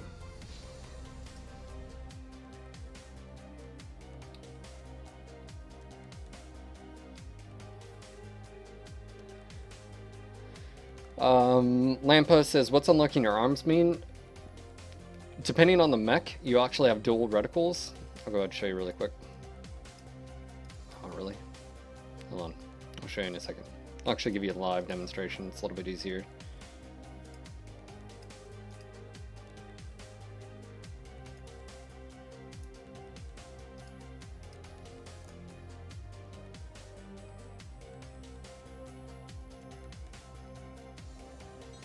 Okay, so when you first start the game, you're going to have an option in your settings, arm lock on, and you're going to have throttle OK, and you're going to have third person. I'm going to go ahead and show you a few things here. Alright, so when you start the game, this is how you're going to be introduced. Now if you notice, if you move your mech left and right, you only have one cursor, that right in the middle of your screen where my lasers are. Right? Now, first thing you need to do is you need to hit F4 to get back in your mech. I turn this off, so I uncheck start in third person. Alright, let me go and show you what throttle decay is. So throttle decay is when you hit W and you start moving forward, if I let go of it, no hands, the mech will automatically stop. A lot of actually people to use this. Same thing with reverse. They just sort of, it's a little bit easier to use. They can move. I've got so used to just hitting X to stop my mech. So right now I let go, the mech will automatically come to a stop. It's actually quite nice. A lot of light mech pilots and some, it depends on the mech, use it.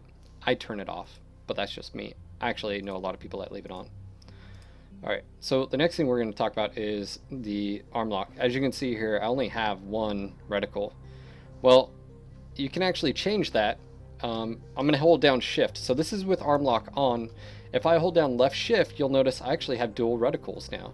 So what I mean by this is I'm actually going to hold D and left shift. I can actually aim independently with my arms here. I'm actually going to fire anywhere I want to. Now, if you'll notice, if I fire on my right side where my weapons are, you'll notice they're sort of split by a line here. All right, I've got this 3 medium pulse on the top and it's sort of separated from the others. Well, that means those are my torso mounted weapons. If I fire them, you notice where my circle reticle is, they go directly front. So that's what that means. It means basically you can actually aim independently with your arms. So if you have a target over here and you're trying to shield, I can actually shoot over here. Well, I may actually, so that's what that is. So I would recommend turning that off once you get the hang of things. Now here's the difference. Once you turn it off, you'll notice that when I'm falling around, your torso always tries to catch up to your arms, right? To a limit. See how it's hit its pitch limit there. It can't go any higher on pitch, right? Or down low, or maybe even to the left here. So that means if I fire my arms, but then I fire my torso, you see there's two different. But here's the nice thing about it all, is if I hold left shift now, it'll automatically snap. See here? We're all the way up here. If I hit left shift, boom, snaps my arms down to the reticle. This is actually really helpful, like when you're engaging a target, and you want to make an alpha strike on a target. Like if I've lined up a shot, but I'm, doing this with my arms or turning, if I hit just left shift, I can now alpha in one place. So, case in point, engaging target, maybe I'm doing this or whatever, I'm engaging, I hit left shift, now I've got an alpha, I can move on. This is actually really helpful too, because I can't demonstrate in third person view, but your arms are actually moving to help shield and stuff like that. So that is actually something to check out if you haven't. And that's pretty much the difference. An experienced pilot will use dual reticles. I like having the dual reticles. You'll notice that, especially with this setup, if I've got my target to the right and my left torso is really messed up, I'm going to aim over here, I can take a shot. Now it's going to be a little bit harder for him to actually engage me, right? I mean, I'm twisted right now, my arms are, but it's a lot harder to hit my left torso than this. Now on the flip side, again, see how I can aim down even though if I fired? So it allows you to do maneuvers like that as well. So that is basically the things that a new player coming into the game is going to see. They're going to see third person. Do I recommend third person view to new players? I recommend it for you hopping into the training grounds. Right now we're in training grounds, which means no one's firing at you. You can sort of understand, okay, if I hit throttle forward, I have also got my mouse control for my torso. They're independent. This isn't going to control your torso at all, so you need to keep that in mind. Hit F4. I would recommend turning it off, just so you don't, it's not a crutch. Now, one thing to note also, to sort of help a new player out, is if you hit the button X, your mech will automatically come to a stop. So here we go, we're at full speed. If I hit X, it's going to drop my speed automatically down. That's the difference, I guess, between like if you have throttle decay on, you don't even have to worry about that. You just let go of the W or S key. But a lot of the times when I'm engaging and I'm running around, you'll see me come to a complete stop. I just hit X, that's all it is.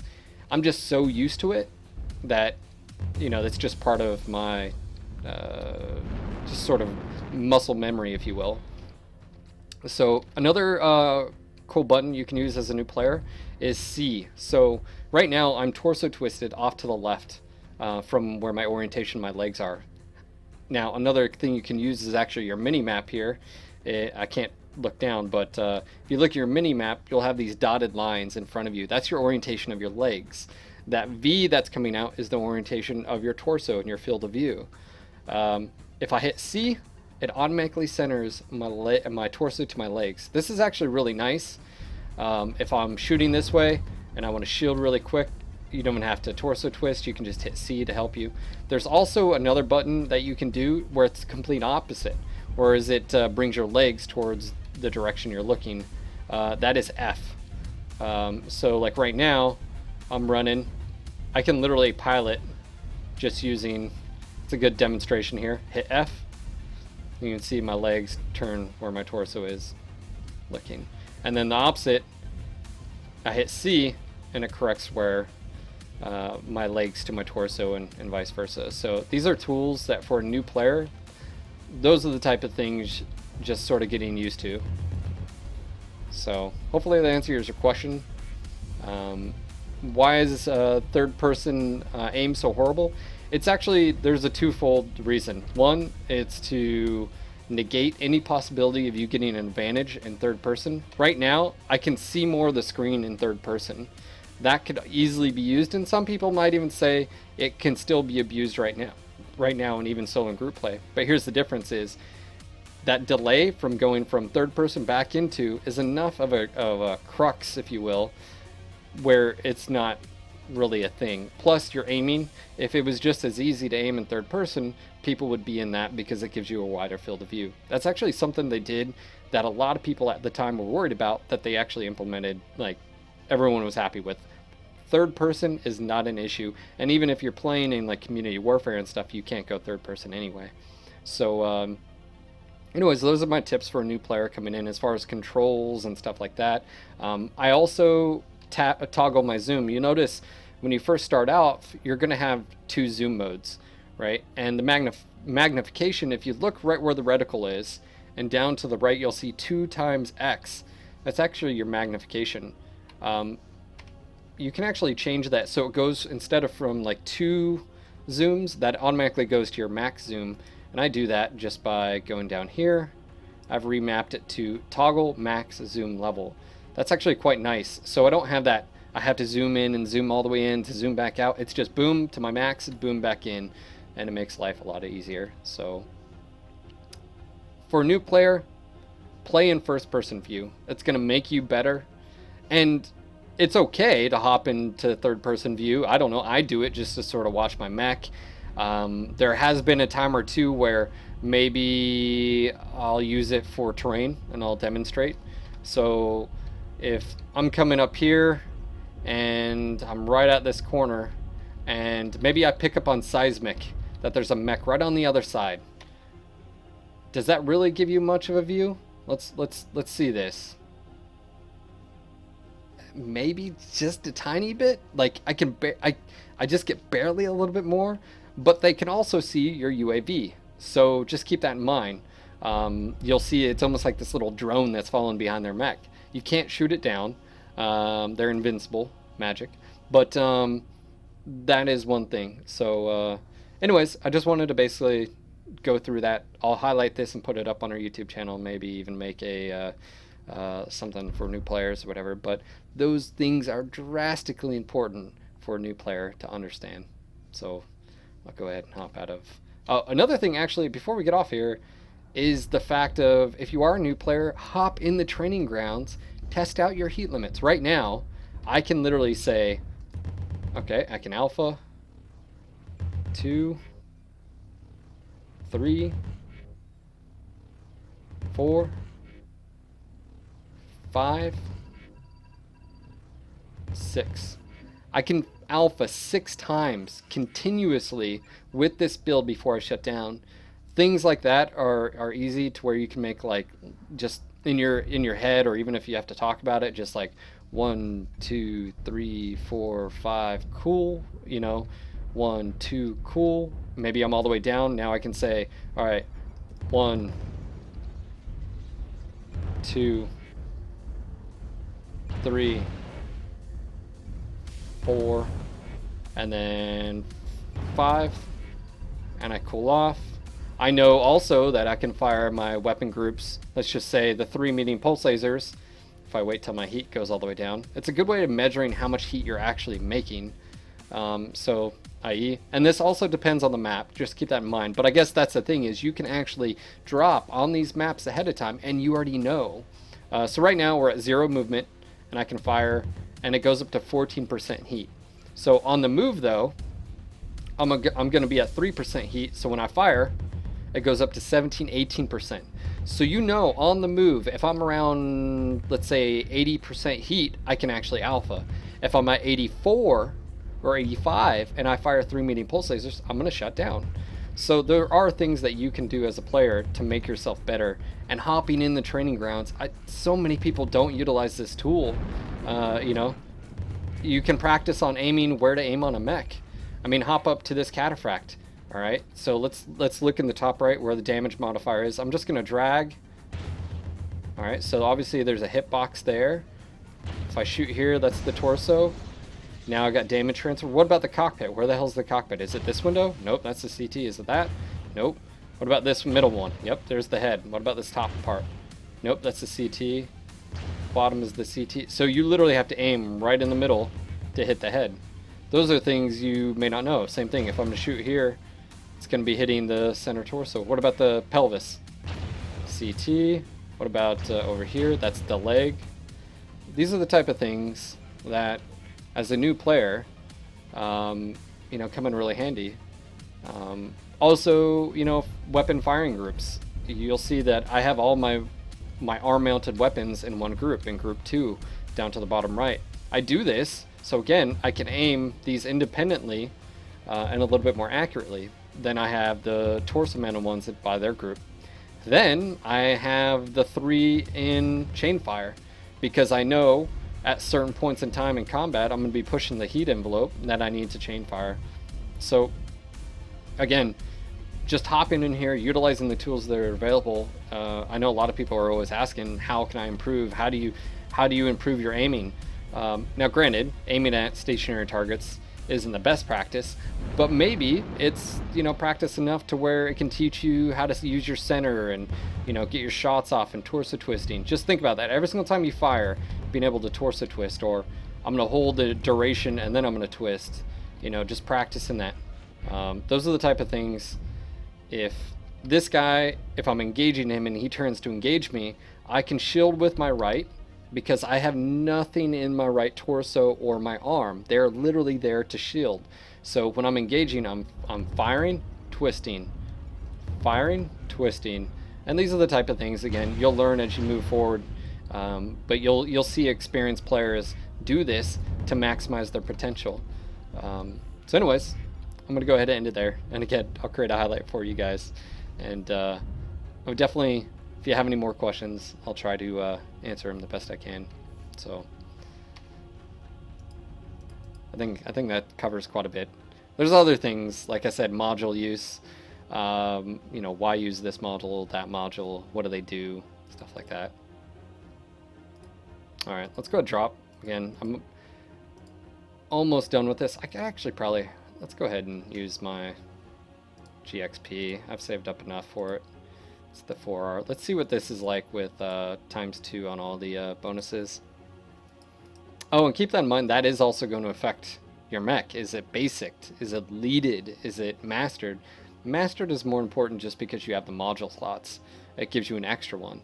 But the elite skill, go for it. You need the elites. Now, some of you that are new, you have to have 3 of that variant, or 3 of that chassis to be able to unlock the elites, and you have to unlock basic before you can get to elites. So for instance, if I have 3 enforcers, I have to unlock basics on all of those. I have to do the basics before it unlocks elite on any of them. So that keep that in mind. Knowledge is power.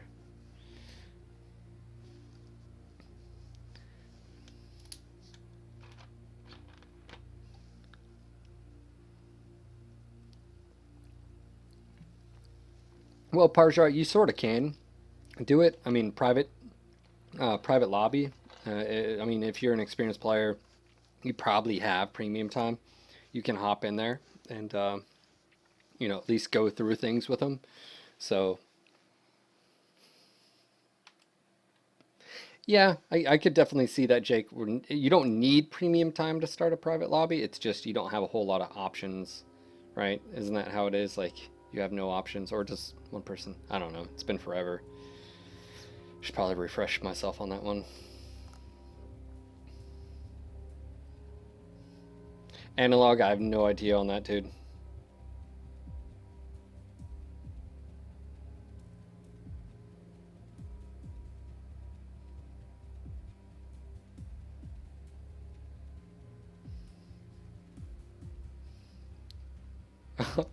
Moment Killer, you missed the whole Vikings episode, or you missed the whole me streaming? I was gonna say I'm DVRing Vikings. I've already watched seasons 1 and 2, so I was really excited for this one. Yeah, Vikings have been pretty cool to watch. Yeah, I like it. I love their characters. Ragnar is Ragnar Northbrook. Yeah, he's smart. Just sort of, I don't know. Cagey and crazy at the same time. Yeah, but in a controlled, you know, like, I don't know. I've liked it. Kind of reminds me of Spartacus a little bit. What's my favorite cheap light mech? I don't know. I don't look at cheap. I don't look at price. What's my favorite light mech? I like Firestars from Jenners. I think I've used the Raven probably the most, the Raven 3L, to be honest, out of all the lights. To believe it or not, I don't mind the Adder and the Kit Fox. Like, the Kit Fox, I remember everyone was saying was DOA, and it turned out to be probably out of the two, the better because of ECM and how the game mechanics work. But the Adder is actually surprising. It has a survivability issue. That's its biggest drawback. It's big. It's put a fire starter next to an adder, and you're like, why is it that big? Same thing with Kit Fox, but I like the adder. But Raven 3L probably. Ravens. I like the 2X and the 4X. Don't know why. I just do. The 4X with its jump jets is quite nice, and the 2X, can bring some firepower. They're just slower. They're not your typical light hunter like a fire starter. They just don't have the firepower, the sustainability to sit around and go toe to toe with the firepower.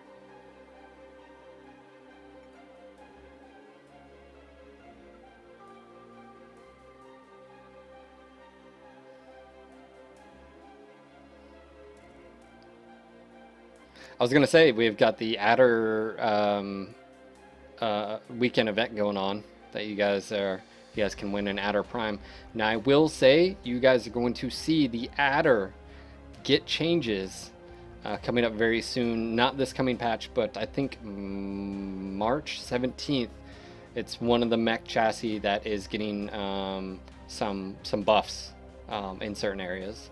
So pay attention to that when it comes out. So the Adder, you're about to get a Prime, and yeah, the Prime is, man, some of the Adder, man, they're actually getting a little bit of some love. So you guys are going to see that in not this coming patch, but the next one. So there you have it. There's actually more. There's actually 4 clan mechs and 4 IS mechs. Some of the it'll be like all of the Adders, all not just the Prime. So.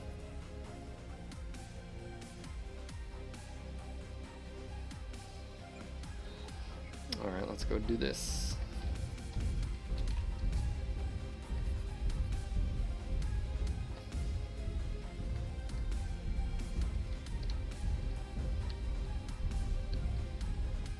Hey, what's going on, guys? Let's go ahead and push to center, stay under ACM, and let's do some work.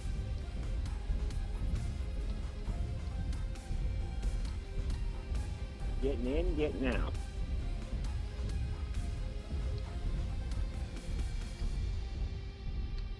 Yeah, the batter is getting some love. The batter. I love that name.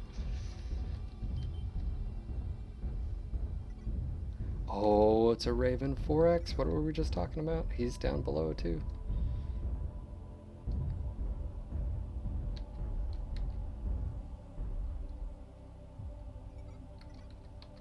Lights, go ahead and break away from underneath. Go disengage.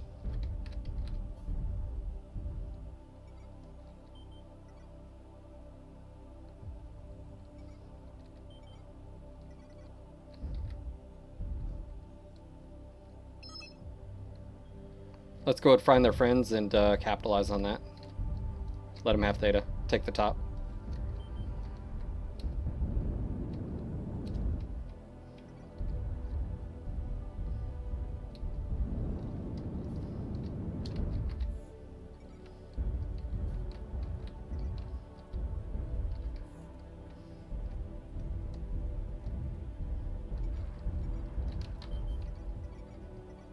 I got a Stormcrow top of Delta 5, Stormcrow up top.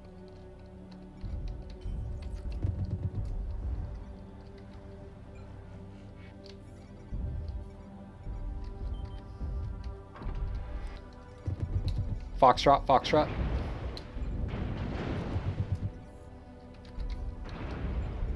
See, this is what not to do. Don't just face tank. He's now crit. Foxtrot is crit CT. Good kill. Let's go move on. Golf. Golf, right arm and right torso. He's about to lose that arm. Arm's about to go. Oh, don't stand behind me. He's down. Golf's been stripped. Golf stripped. Go to Echo.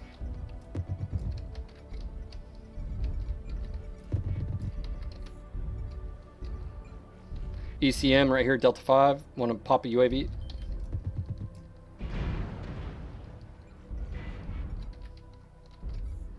Still got ACM here. Atlas Lima.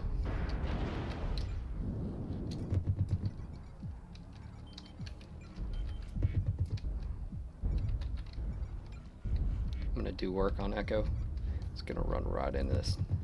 Yep.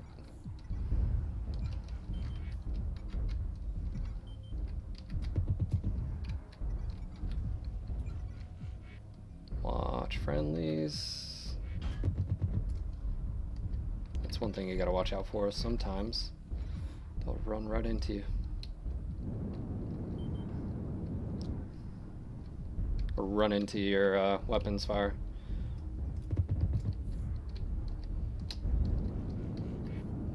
Speaking of which, weapons fire. Did I make it? Yep. Juliet's primer. Go at lights, go at split off to Epi and Theta.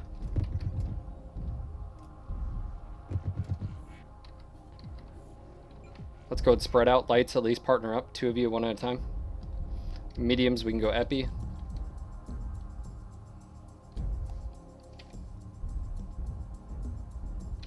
Yep, lights there, Gamma.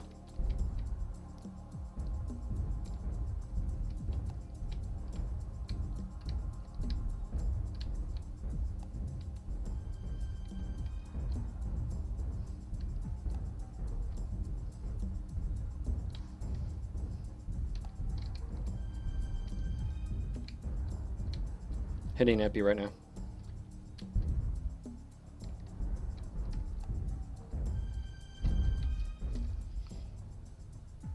Guys, go push on Gamma from F4, F5.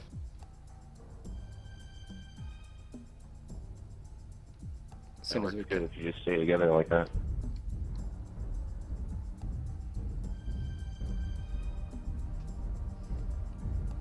Gamma's been capped. They're going to be coming your guys' way.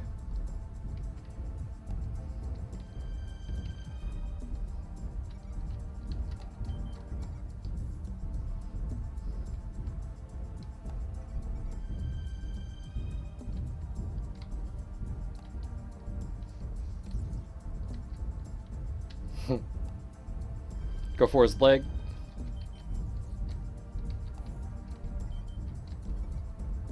Now they're both fighting. At least this isn't gonna be dragged out.